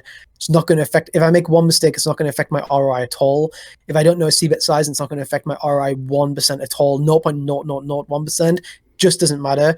And just accepting failure and accepting that you don't know things is good. It's almost, you can choose it as excitement. Oh wow, I'm going to save the spot and I'm going to know it later. This is exciting. I have something to study tomorrow. Like you said, changing it from fear to excitement, probably what been one of the biggest changes in my life, I think. And well, at least in poker, for sure. I've definitely had that, and I've definitely had that more as I started Twitch streaming, because people would be asking me questions like, isn't this, isn't this? And I had to kind of like break it and be like, look guys, I don't actually know what I'm doing. And if you want to watch, that's fine. But I'm just getting my way through just to like everybody else here. Feel free to jump in the pool. But I see sometimes actually when I've seen you on Twitch, I've seen you been on a river, and you know that deep down in your gut you know that you should make this bluff catch, which is theoretically incorrect, let's say, and you say you say a lot. I think you take like more time to call because you're trying to like. I mean, I could be wrong here. This is just my impression from watching you. And you say kind of before you call, you say maybe I've got this completely wrong and I've just like fucked this up. You kind of like give the excuse before you do it. Almost, I feel. I Whereas always you say. know, but I feel like deep down in your mind, you have such a clear reason why you're going to call, and the combo makes sense, and this makes sense, and you feel like this is really good. But just in case it's wrong, you like make that excuse before. That's just from me, like watching you. I've often thought when you say that, I'm like, just own it. You know what I mean? Like it's fine. Be like, no, I think this is good. Like it's okay. Do you know what I mean? Do you know what I mean? It's just how I definitely do that. From watching you is. Yeah, 100% do that. I always say, I might be losing my mind here, guys, but I'm about to call with King High. And yeah, it makes sense to me because I'm reading into, I'm obviously playing, and I'm obviously reading into not just the border and that, I'm reading into the timing, the sizes, the everything, and you get that wrong a lot. Like the guy could just be value betting like bottom pair, and I'm about to look really, well, not value betting, bluffing with like bottom pair, and I'm about to look really stupid calling with King High. But you're right, I should just own it and just be like, I think this is a call. But yeah, or he could even be owning you in that one spot too. Like I said, if you play 100 river spots, it's insanity to think you're going to get 100 exploitative spots right. But if you get 45 right, or 30 right, or 20 right, remember also you get pot odds, right? You don't even need to be right 50% of the time. So once you even take into account pot odds, people are like, oh, he got something wrong. It's like if Charlie Carroll goes for a live read and it's wrong, it's like the live reads are bullshit. It's not necessarily true. Like Charlie's not going to get 100% of reads right, but if he gets more than he would have got coming from like a different approach, then it's the right way to have this different approach into the river spot. Do you know what I mean? So yeah, I feel like people remember the losses, and when it goes wrong a lot more than they remember the good things. And I think that to me, when I was watching you, I was feeling you were given those explanations because people maybe, oh, why have you called that hand? It makes no sense. You're blocking X, Y, or Z kind of thing. You know what I mean? Yeah, it's definitely like that defensiveness there, where I'm just like, oh, this people are going to flame me for this one, but I'll get this excuse out before I do it. Yeah. I don't mean this like, I'm not saying to you from a negative point of view. No, it's like it's definitely something I do. Thing. And I think I was watching that like hero call video you did, and like I think on every single hero call or hero play, it was all you give the excuse every time, and I was like, just you don't need to, you know, like it's good, like what you're saying is good, it's fine, like yeah. But I understand completely why you're doing it, and I'm saying I've been there all the way through as well. Yeah, and even when I've been owned on stream, and I've literally gone, wow, I just got owned. Kudos to that guy, and then it's gone. It's almost like if you get owned, it's almost fun because you're like, oh, that was really cool. I didn't expect him to do that, and it's almost like the fear of being owned is worse than actually being owned. Yeah, 100%. I have friends who send me hand histories of like regs who've beat them in the pot. Like they may be like, it's not even being owned. It's like maybe bad luck as well. Like let's say they raised the button and someone shoves the big blind with a hand which isn't in a Munker chart, and they beat them with like a 40, 60, whatever. They'll send a hand and be like, this guy's got no clue pre-flop. Whereas if they won the hand all in pre-flop, they would never send me the hand. You know what I mean? Yeah. It's like, yeah, and I think it's important also for people who are watching that when you share hands to other people and when you speak poker with other people, to not have that negative side. I've had it so much. I've given it out so much myself, but realizing not to do that and to really think before you press enter and before you press post, to actually think like, am I doing this to feed my ego? Am I doing this to like feel sorry for myself? Or am I doing this to help the person I'm sending the hand to? Do you know what I mean? Like, yep. And I feel like, yeah, I know that I've sent so many hands to European and Elmericks where I just shouldn't have sent the hand. You know, it's like this guy's done this or this guy's done that or blah blah blah. Oh, look at this guy. Yeah, so I get it from my horses a lot, and it's one of the first things where they go, "Oh, I can't believe this guy did this." But the difference in my attitude, which I really want to come across to them, is if they'd done something and I didn't understand it, I go, well, what does he know that I don't? Maybe he's doing something that. Maybe I should be shoving this. Why isn't this in my chart? I don't automatically assume that he's wrong. I assume that he's right. And then I go, well, why didn't I know to do that? Or then I go, okay, maybe he thinks it is and it's not, or whatever it is. But I try and start. Well, yeah, this happens a lot. I mean, when you play too, like this happened. It's perfect. Exactly what you say. Like when I do these like new strategies in game, which I've worked out are really good and I yield them a good EV and are even theoretically correct. Like let's say leading the turn, or maybe using 3x pot size on the flop, which I've worked out is a really good strategy.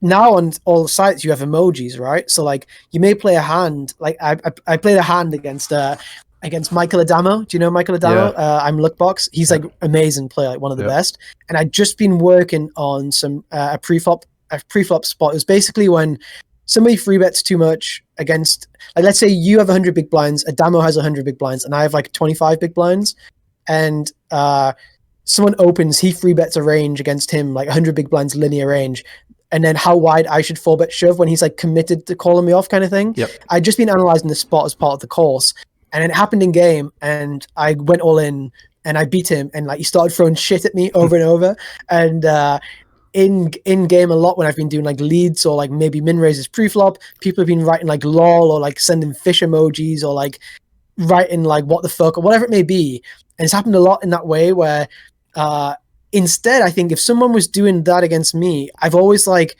tried to go to PO, try to go to HRC and like try to work out, is this maybe a thing? Like, what's he trying to do? Like, is this a strategy I can try to implement? Because most of your strategies you do implement are usually imitation. Like, you've seen someone do something and then you just do it like slightly different or very similar. You know, like I'm sure most successful things, like every business strategy video you read on YouTube, like all these things you've been saying, they've all probably come from someone else's, just imitate like slightly different. Like, you know, Bill Perkins. Like I'm Bill Perkins says for someone who is so smart or so successful, says some things and does some things which you're like, which you question, like, how can this guy like think like this? You know what I mean? Yep. And then he has this like die with zero concept, which is like amazing concept, which I really believe in and I think is really good. But I was like, okay, did this guy make this concept, or like has he maybe listened to somebody and been a really good listener about a certain concept which is a little bit similar? Then he's taken it on and improved it. Do you know what I mean? I feel like most things are not just made from scratch. Like I don't just open PSolver, everything blank, and be like, okay, I'm going to make a new strategy today. Usually it's because I've seen someone do something. A fish may have min raised against me, blind versus blind, and I've been like, wow, how do I respond versus this? Like, do I fold 7 deuce offsuit? Like, do I fold like 10 4 offsuit? Like, how should I was unsure. I was throwing off, maybe, you know. Then okay, now I go to PO with like, or go to whatever tool with some kind of frame to go with. I think people are just like going with empty, like, you know, imagine like an art sheet, like an empty sheet. Okay, let's just draw. You don't just draw randomly. You have something in front of you which you're starting to trying to use as some I'm not sure what it is. Use as some kind of creativeness. Baseline. Like, yeah. I completely agree with what you say. I think that's most ideas are just refinements now. We live in a world of refinement. We don't live in a world of like massive innovation that much anymore, especially in poker. Yeah, for sure.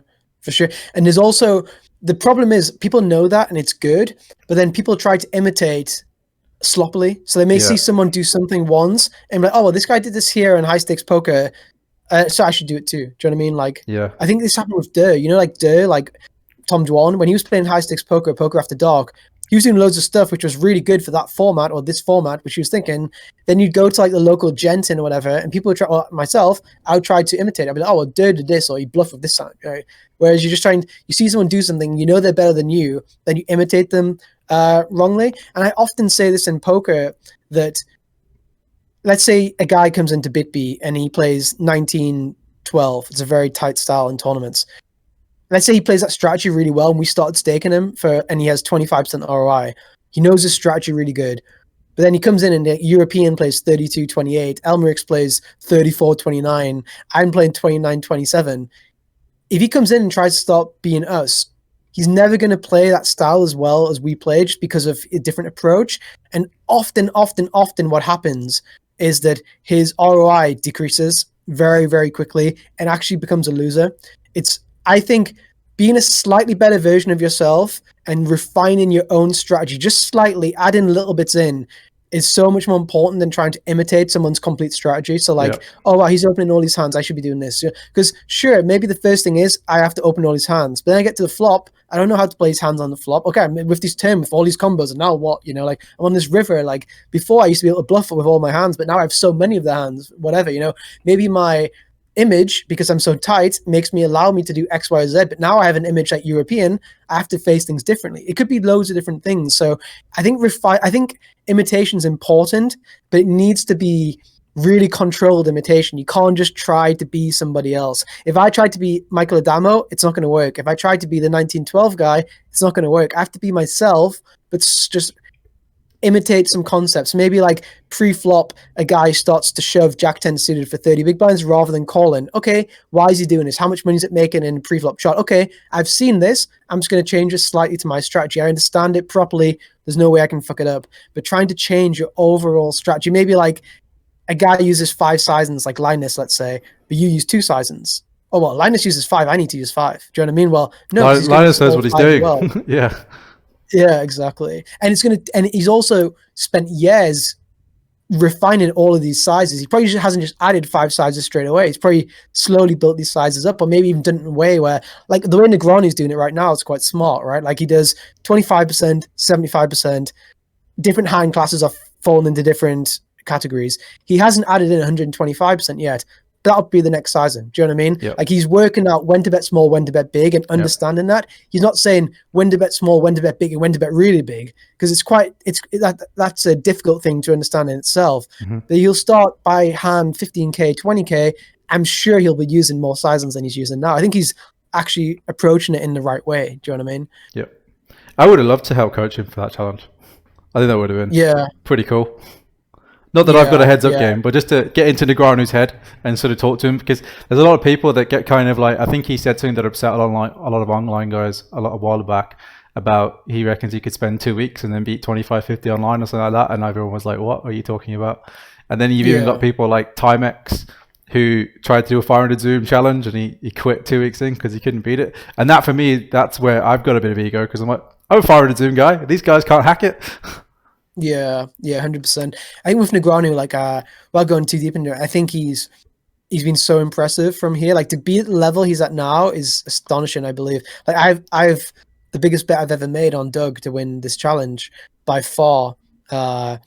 And I assumed that Doug would be winning like over 20 big blinds per 100. And if he's winning over 20 big blinds per 100, he would be like 99.9% basically to win the challenge from standard deviation, especially because of Negreanu's playstyle, standard deviation would be quite low. And you could get 4 to 1. And I believed it was like 200 to 1 shot essentially. But Negreanu has just completely surprised me with how good he is and how of course he's not as good as Doug, but I think it's just showing. I think, especially for his age, like if you imagine like Helmuth, Matasal, these guys, they would be smoked. They're 0%. They're not 1%. It's not 5 to 1 or 10 to 1 or 20 to 1. It's 0%. They can't beat Doug in this thing. But for Negreanu to probably be like a 3 to 1 shot now is fucking astonishing. Like I think he has to go down as the greatest poker player of all time just because of this, to show how quickly he can adapt to this, and he's good at mixed games, etc. I don't agree with everything Negreanu says. We have very different views on very different things, but as a poker player, he's got all my respect, like more than any other poker player in the world. I think. I've been round in circles with my favorite poker players. I think at first it was Negreanu, then it was Durr, then it was Isildur, and then it was Fedor for a little bit, then it was Linus. Oh well, Red Baron first, then Linus, and then I've thought about it for a while, like what makes the best poker player, because I talked about this in one of my videos, because realistically, we're all just trying to make money, right? So who am I? I used to begrudge some of my friends who used to go play live poker before me. I was like, oh, but they're not as good as me, but they're making more money than I am. They're smarter poker players than I am because they're making more money. I'm the one choosing to go online, etc. And then it was like, well, how good is Dan Bilzerian? Well, if Dan Bilzerian allegedly has made 20 million from playing poker, that makes him a good poker player because he's used his image to get into these fantastic games, and he's as good as he needed to be to beat these games.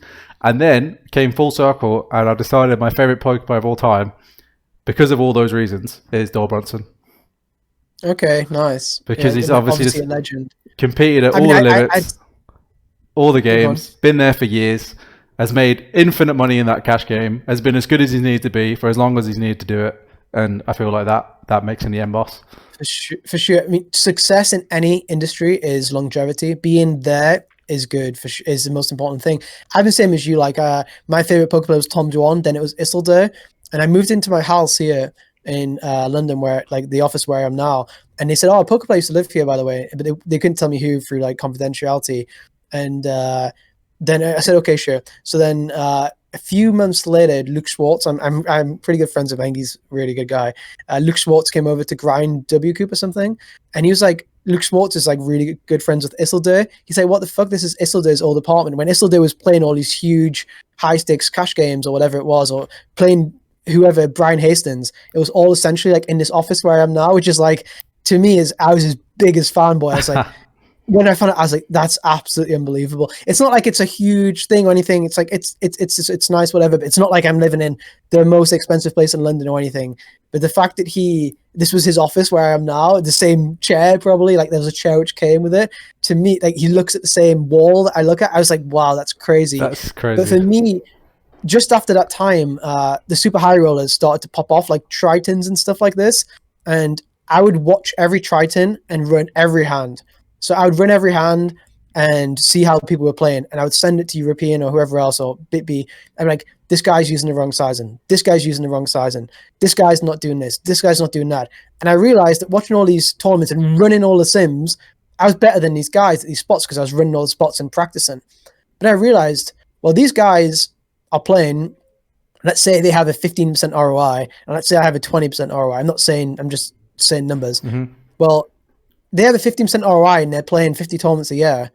I have a 20% ROI and I'm playing 0 tournaments, 0 of these a year. So like they're way better than me because they're showing up. Like showing up is such an important thing. Like people like David Peters, Adrian Mateos, there's a group of them. Every single live stop, it doesn't matter if it's an EBT, a Party Millions, a Triton, every week of every year they show up online. If I log online on Sunday, they're going to be there. If there's a series, they're going to be there. Showing up is just the most important thing. You need to show up. You need to have longevity. It doesn't matter if you can run a sim and show that you can do a line better than he. Maybe even had a reason why he did that. Maybe there's something coming into it. Just showing up is so important. And I never respected these guys. I was looking down on them, kind of like you, the guys who were live. I'm like, yeah, you guys are traveling, but I'm staying ahead of you because I'm running all these sims. I felt excited about that. But showing up and playing is just so crucial.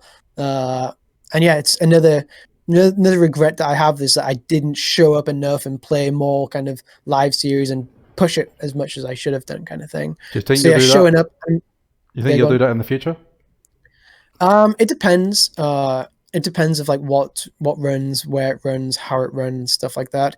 But I kind of wish I did it more when I was like kind of really grinding hard. Like I would play, 5 days a week online every week for years. Like really, yeah. And also there was more of an edge then as well. Like there was an edge to have. Now it's the amateurs are playing more together. Like the rake increases. Like if you win on certain sides, you'll get banned. There's like, I don't want to spend so much time committing to some EV to learn a certain game type, like let's say like a 25k high rollers, which are going to be really shallow, like disregard deep stack play, get really just good at 0 to 30 big blinds play, and then get banned because I win like 20 buy-ins, whatever. Do you know what I mean? So like you can get banned from live poker. Go on. Can you get banned from live poker tournaments? Not live, but like online, a lot of these stuff will happen. But also live, sure. Like if you think about cash games, like in Macau and wherever else, especially, I'm guessing there's people who can't play, right? Like you have to get invited, or you have to. I mean, often, which happens in, like, let's say £1 million tournament, which happened last time in London. The pros who played were like being staked by the amateurs, right? So you need like to get an amateur to put you into the tournament. Like I often say, like, the toughest game in the room is the second highest stake game because there's usually a big difference. Like let's say Bellagio, you have 501k, then the next game's 2550. So like it's very hard to break from 2550 to 501k because the entry level is just, you need to win so many buy-ins for one buy-in there. So like the guys who are 2550, or the guys who are like the top, they've risen to the top of the Bellagio and they can't get to the next stop. Whereas the guys at the very top are usually in there through politics, through staking, they're just rich through crypto, whatever it may be. It's not like it's like a step like a video game. If I play Crash Bandicoot or whatever game you play these days, if I get to level 10, I don't need someone else to give me a password to get into a level 11. I've just earned my right to be in level 11. Do you know what I mean? So I think poker is kind of going in that direction where you do need a password to get to level 11 or to get to the end boss kind of thing, unfortunately. But yeah, I think 2 years ago it wasn't as like this. I think that's definitely the case in cash games, especially live cash games. And I think it's more so in America. There's private games in Macau, but I'd never get invited because it's a little bit racist and white people won't get in. But but America seems to be a bit more who you know, which is another side reason I started my YouTube channel, because I feel like that's going to get me on more stuff. Like That's maybe good. if I get on live with the bike just because of my YouTube channel, that's great for my EV. Yeah, for sure. That is really good. Well, I mean, tournaments is similar to cash games too, though, because in tournaments, people get bored, right? So like when Party first started putting 530s in the schedule, like 4 years ago, it was the biggest tournament by far. There was no 1Ks around. You had Super Tuesday, Thursday Frill on Stars, and then the third biggest tournament of the week was 500 on Party every day. And to us, we were like, fuck, 530, that's a lot of money that for a tournament. Then people started getting bored. They're like, how can we push it on? They started being daily 1Ks, then 5Ks, and then started being daily 25Ks. Like, people are pushing the action. As people keep winning and people keep accumulating wealth, they want to play higher. The fish are so rich often that they'll play as high as the pros want to play anyway. So the buy-ins are getting so high that, like, let's say next year there's like a 50K daily tournament instead of a 25K. I mean, 25K daily tournament with unlimited re-entries, your average buy-in is going to be like 65K anyway. So like, it gets to an amount of money where you need to get heavy staking. And again, like I said, I'm not really comfortable with that, because yeah, it's a difficult situation to be. But the price of poker is getting more. If you want to play high stakes in almost any game type, the price is getting higher and higher and higher all the time.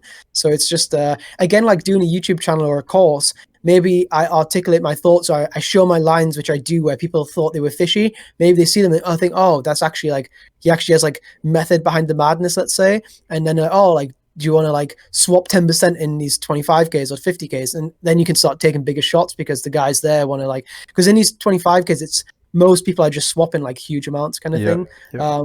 Whereas the people who I would swap with, like European, he can't swap because of tax, because in Finland he would have to pay like huge tax on it. So like in the UK obviously you don't pay tax on winnings, but in Finland you would have to. Same with like Swedish guys. And then I'm not friends with the American guys, the Canadian guys. That's their circles. Do you know what I mean? So like, you know, any doors can open all the time where you don't do something to plan something to open, but it could happen as a positive like side effect, you know? Yeah, I mean, I've been friends with, well, some of the high stakes Macau guys that stake me, and they're all involved in this kind of like swapping and staking and backing each other for some of these 25Ks, and they're talking about like 600K swings, and I'm just like, what? Yeah. And they're all just chasing this one whale that does infinite bullets in the tournament every day and they've all got their like 5% ROIs. And one guy, I mean, there's loads of people. If you go into GG and look at biggest losers, you can, in Sharkscope, you can look at like biggest winners and biggest losers. I think if you look at the top 10 biggest losers on GG, they're all going to be like million plus losers, and they're like 10 of the best players in the world. It's like crazy to see how much. I don't want to say names because it's not nice, but you'll see if you just type some of the biggest names, people are down so much money, you know, like like you said, chasing relatively small EVs, but maybe they've made the money back through swapping with the guys who've Sunrun. Do you know what I mean? Exactly, or maybe they've made money off markup, you know, like if they're charging markup for things and selling 80%, 90%, maybe they've even made money. It's all a world madness. Which I don't like accountancy. I don't like having to chase people up to pay me. I don't like to have to know who to pay myself. I like things to be as simple and as clean as kind of myself, have as much action of myself, don't swap too much. I swap with Ben CB on scores like over 50K, and it's very easy to do, you know, like but yeah, I don't like to do, if you swap in 25Ks like 5%, 10%, you have to do it for every cash because it's such significant amounts all the time. And if you play like 4 of them a day, and then one guy's like reached his withdrawal limits or transfer limits, it just gets, you don't want to think about that stuff. You want your mind to be clear and not cloudy, I think. Yeah, absolutely. Yeah, even in cash games, like when you're playing high stakes and you're selling a bit off, and then all of a sudden your backer might be like, oh, this game's a bit tougher than I thought it was. Maybe you should sell some more, or maybe we should swap with this guy, but he doesn't want to swap with you straight because he doesn't know who you are. But I think he's really good, so I think we're going to swap your 4% for his 5%. And I'm just like sitting there going, do I have a choice in this? But I can't really say anything because I'm thankful that I'm playing a high stakes game, and I'm just like, great, yeah. And he's got position on you, so he gets a 0.5% more, and it's just God. like, yeah, you just can't say anything because like he doesn't own you, but like you're playing in a game where you I think this was the first time I played 10-25 and we were auto straddling the 50s. That was the biggest game I played at the time, and I think I sat with like I ended up in a 90K pot somehow. and it was against the whale. So this like ends the game if this is so I have aces, I 3-bet, he 4-bets, I 5-bet. We're obviously not anywhere near all in because the ball's deep, and then the board comes like queen 5-4. I c-bet, he jams, I call. He's got 6-5. They just no, it was queen 4-3. He jams 6-5. I call off aces. He just runs out 6-5, and he only runs it once. 90k pot. I'm still up after this pot because I was just sun running the table, but it's just sick because the game's just over and I just get like my massive score, and like because as soon as the whale goes, like the game's over, and then I end up like getting stacked aces against sevens on like a 7-high board in a 4-way pot, and then end up losing for the day, and I'm just like sigh, and then my back is just like, yeah, well you swap 5% with him, so you got to give him some money, and 4% with him, and I'm like, yeah, okay, great, thanks for letting me play, all the best. Yeah. I mean, actually, I completely resonate with that too. I had a really big score this year and 25k on GG. Actually, quite funny. It was for like 1.6 million, I think. 1.61. 1.616. Because I actually did some research before the podcast, so I knew all about your Bellagio Cup wins where you won the three in a row. I was going to ask you about that, but you brought it up. And then it was in the article is Pads is Bankroll with 1.61 million. Yeah. Yeah, so what happened was I swapped about 30%. So like I swapped 30% and it's 25k buy-in.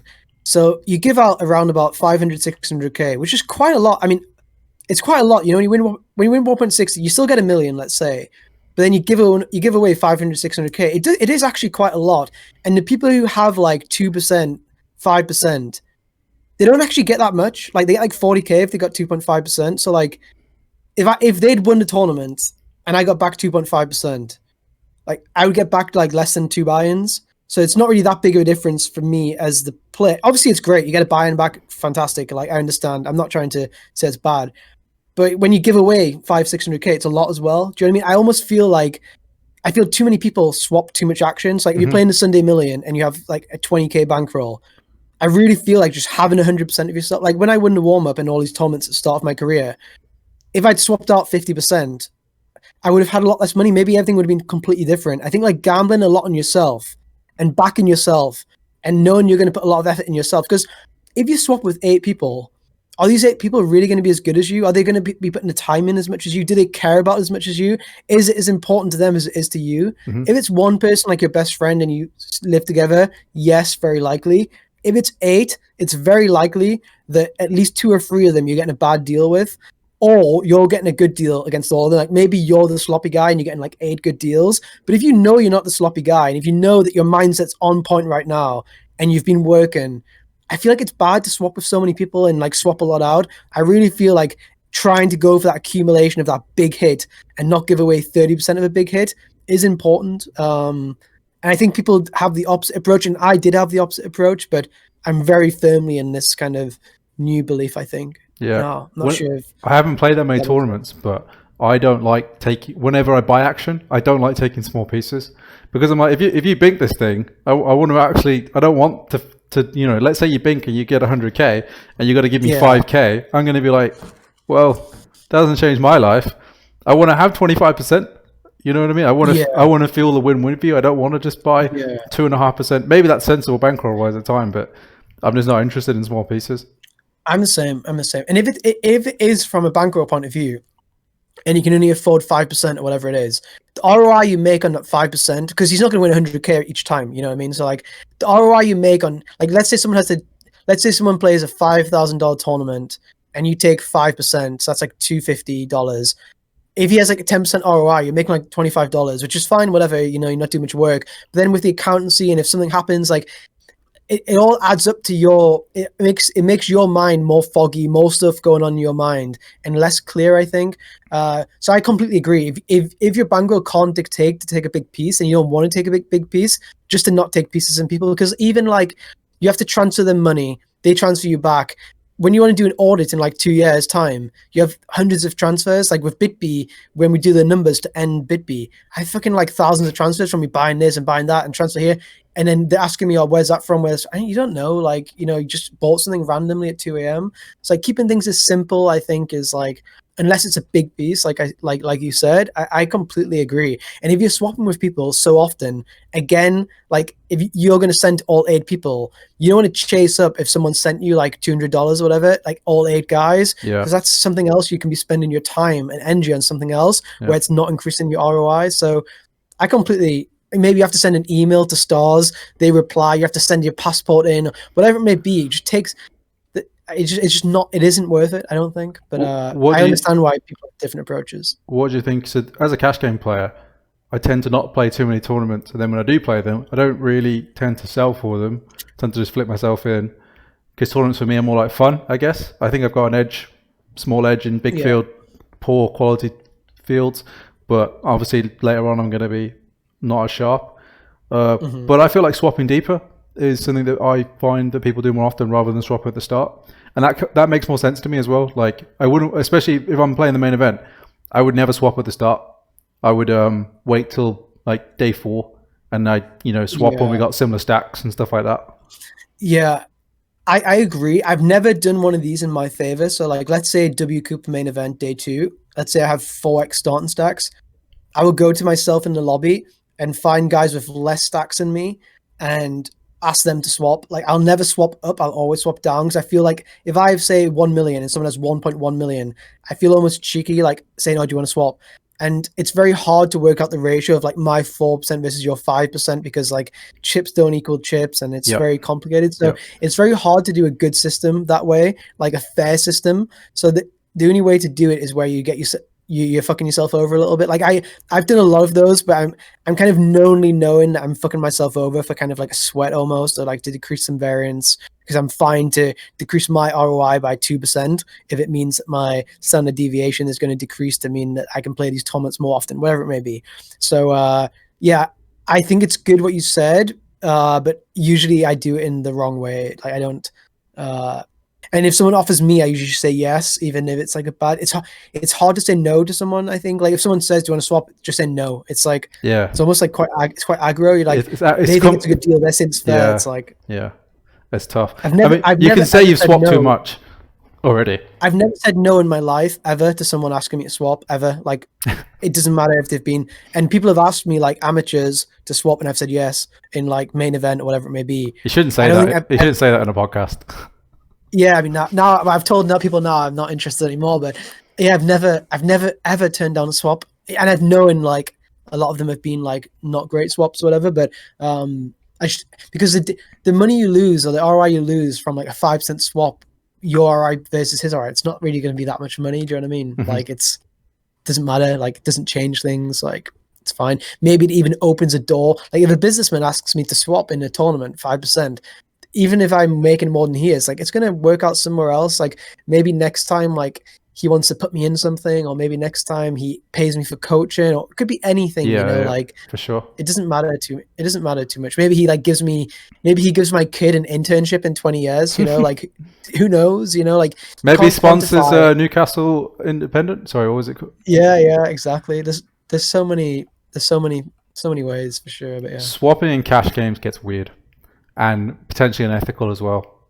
But it happens, and people should be aware of it, especially high stakes, because high stakes games tend to run around 1 or 2 VIPs / whales, and you tend to just find, well, say the Bellagio, for example, let's say the highest game in the room is 25-50, all these regs probably know each other, all of a sudden the whale comes in, the whale wants to play 100, 200, say. These guys can't necessarily want to jump 4x the stake, so what they'll do is, they'll all take the seats because they know the spot's amazing, and they'll all swap. So they'll just play until the whale's dead, and then in theory one of them gets all the money, and then they swap it all up at the end. Yeah, I mean the one thing I would say in cash games, at least online, is there's less multi-way pots. So it's not like it's me and you against like Barry.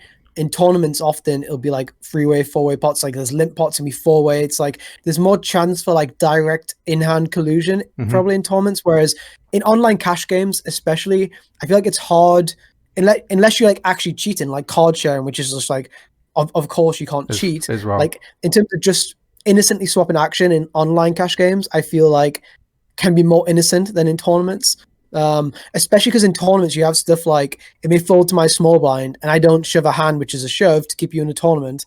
Whereas in a cash game, you're still going to raise the blind against your friend's blind. Do you know what I mean? Yep. Like in a Zoom pool, let's say. Yeah. Obviously, there's ways where you can like force people out of pots, but that's not about swapping action. That's just like cheating, you know. Like yeah. But yeah, live it's different because there is more. The fish limps in, you ISO, your friend overcalls, he calls, blah blah blah. And Bat raise. it does get all sorts. Yeah. But you're not like intentionally doing it to cheat him. You're just like he doesn't know what's going on. Yeah, exactly. But online cash games, I think, completely fair game to swap action. I mean, I don't play them all. I've never swapped action in an online cash game, but yeah, I feel like it would be fair if someone wanted to do. I think in general, people who swap are conscious that they're conscious that it's a little bit unethical, so they tend to not take advantage of it. If that makes sense. They, you know, not that they care if they got caught, because they'd probably just say, yeah, obviously we're swapping, everyone does it. If they were taking, you know, if you were talking to another professional poker player, they wouldn't care if they admitted it. But they wouldn't want that to appear to be the case. So they'd almost do the opposite to try and not play pots with each other, if that makes sense. 100%, yeah. Because it doesn't matter. It's like, what's the point of me getting it all in against you when the money should come back to me anyway? Exactly, yeah. Exactly. Yeah. Whereas in tournaments, it's a little bit different for sure. Yeah, there's a lot more, who knows who's going to cash. You could have all the chips now, but who knows, you're going to lose a flip in 2 minutes and then you're the one on your ass. Yeah, there's actually a guy writing to me like in a DM, like complaining that he'd been cheated on party. There's like a, you know, APAT, like amateur poker 2 or whatever. They have like team games or something where like you have like 10 guys in a team and you get points. And he was like, yeah, this guy has like an any 2 shove and he should have shoved blind versus his friend because his friend was on his team. And I was like, yeah, but that's how it's supposed to be. It is like a team game, you know, like but yeah, I think trying to avoid anyone who's an amateur feeling like they've been cheated is quite important too. So if an amateur would feel bad about 2 guys swapping, even if he doesn't understand, I think it's probably best not to swap, just because I think they would naturally feel bad because they don't understand the dynamics of why it's done. Because it's not done to cheat the amateur, it's done to play the amateur's level at the level the regs feel comfortable with, ultimately. It's so that they get to play rather than somebody else. But I feel like it's hard to explain that to someone without it sound like it's against the amateur, if that makes sense. Yeah, I mean, with Party, when Party removed Huds, I was like in Party every day saying we shouldn't remove Huds because Huds are not going after amateurs, they're going after pros. Like if I play against like say Leon or something, I don't need a HUD to tell me this guy's loose or he calls too much, whatever. And I'm not going to get sample size against him anyway, so it's not a thing. But if it's reg versus reg, it's actually gonna be good for the ecosystem because regs win rates are going to be like more neutralized against each other. Yeah, you want to be as close to zero as possible, right?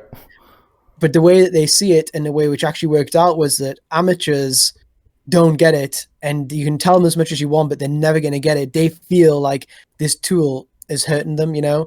And I think the way GG do it's quite nice. They also took it away, but they have like a fire or like a thing on a built-in. Yeah, I still think the built-in one is maybe a tiny bit too much. I think maybe like having I think the way Run It Once do it, I think is actually maybe good, where the expression is if a guy's loose or if he's tight. So it's like if you're playing a game, you see the guys, like you categorize people by like people types, you know, like you have an angry guy or like a happy guy or a tight guy, whatever it may be. I'm not sure exactly, I haven't played there, but I think like that's probably the best way without actually giving like 33% VPIP or 67% VPIP. I think that's a little bit too specific.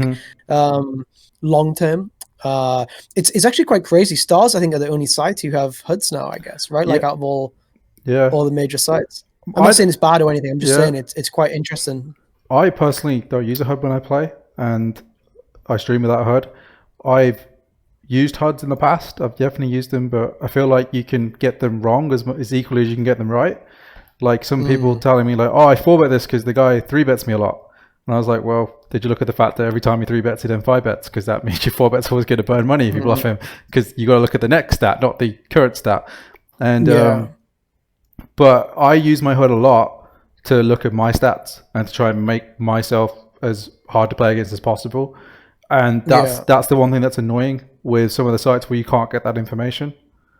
But I guess that hurts me more than it hurts an amateur, so I guess that's fine. I think you can get that from every site, though, the information, right? Because you just download the hand. think you can download the hands. You don't see anyone else's, but you see your own stats. I mean, That's at least on GG and Party you can. I'm not sure about like Bovada or I don't know these like American sites, but I think on most sites you can see your own stats. Like Party have like My Game built in, which gives you your stats like without having to do anything. Gives you like a scorecard. Obviously, it's simplified for like amateurs, but you can see like your VPIP, your aggression frequencies, your full bet, your free bet, your fold to free bet, whatever it may be. But yeah, it's definitely I like no HUD just because I like my screen to be clean and my mind to be clean. Like I feel like when there's Ben CB is one of my closest friends in poker, but I'm not sure if you've watched him stream before. He's got so much stats all over the table. Like, you know, some people, they have like 3 HUDs. They have like one in front of the player played, one to the right and one to the left. It's all got like different stats. I just couldn't play like that. Like I can't watch the stream sometimes because there's too much stats. Like my mind needs things to be clean and clear. Like I like my tables to be clear. I like my desk to be clear when I'm playing. I just like things to be clean just in general, like very simplified, hyper simple kind of look. So I just couldn't play anymore with stats all over my screen. It'd be too distracting, I think. I'm used to my particular HUD. I can play with that on the screen, but yeah, every time I put it on, I'm like, whoa, forgot what this is like. Do you use hand to note, or which tool do you use? Hold'em Manager 2 is my absolute favorite. I've got Hold'em Manager 3 now. Isn't it buggy? Does it not like freeze for you all the time? When I tried it, it just didn't work well. It was freezing, and I've had no issues with it. But Hold'em Manager 3, I think, is a nightmare. Oh really? What's particularly annoying is I can't seem to figure out, because the way I do my stat reviews, I like to look at the last 20,000 hands. I don't like to look at too many because then I might have deviated or changed. I don't like to look at too little because it's not a big enough sample. But it's just basically impossible. You can look at the last session and I can make the session a day, but that's about it. And I just can't seem to figure out how to get it to look at 20,000 hands. So I send all my hands back to my old laptop where I've got Hold'em Manager 2 just so I can look at them. Yeah, that's interesting. It's weird. Can't you filter by like date or something? I could probably filter by date, but then even when I open the hand history, it only lets me look at by session in the actual. When I load up my HUD, it'll only tell me like, oh, you played 2,000 hands this session. And I was like, okay, great. That's not what I want. I don't know. Yeah, I don't know. Like, I haven't used it since like for a long time. Hold'em Manager used to make a computer freeze a lot, so I moved from Hold'em Manager to Poker Tracker like 7 years ago. Then I moved to Hand to Note like 2 months ago or something. Oh, 2 years ago. Sorry. I've heard Hand to Note's fantastic. Yeah, it's probably gonna be better in like 2 years. It's like some stuff they still need to work out, but yeah, like it's very good for sure. Yeah, hopefully I won't need a HUD there in 2 years. Yeah. I guess so. Cool. Well, I guess this is a 3-hour mark. So I guess if you want to wrap it up here. Yeah, perfect. Yeah, thanks a lot for having me. Well, thanks for coming on. Who's your next guest going to be? I'll be interested. I've actually got a DJ, semi-famous, who is a little bit into poker, but I met him in Samui just randomly because we flew to Samui during lockdown because like the world was going to close. We were like, where do we want to go? So we flew to Samui, and as things were kind of like opening up, we go to this beach bar, and then me and Steve are having like a cocktail on the beach, and this group of guys next to us just go, oh, that's very polarizing. And we're just like, well, they've got to be poker players. No one else in the real world uses the word polarizing. So we're like, are you guys poker players? And they're kind of like yes and no. Like one's like into crypto now, and one's like we kind of into poker, but not really. So one's like a crypto trader. The other one's really famous DJ from a DJ group called Rave Republic, and now we go to all his shows and he comes and performs, and he's like minimum like £7,000 a night to book him. He's not. That's crazy. He's not like David Guetta, but he's on his way. You know what I mean? So that's good. Yeah. Yeah. So not just poker players, but that'd be interesting. Yeah. I will watch it for sure. Yeah. But yeah, thank you for coming on. I thought this was a great conversation. Yeah, hopefully people liked it. You never know. You never know how people take things, but hopefully it went down okay. Not as much politics as my last one, so that's good. Next one. I don't think there's anything to take out if you're happy. No, all good from my side. All right, perfect. Fine. All right then, enjoy the rest of your weekend. See you later, buddy. Well,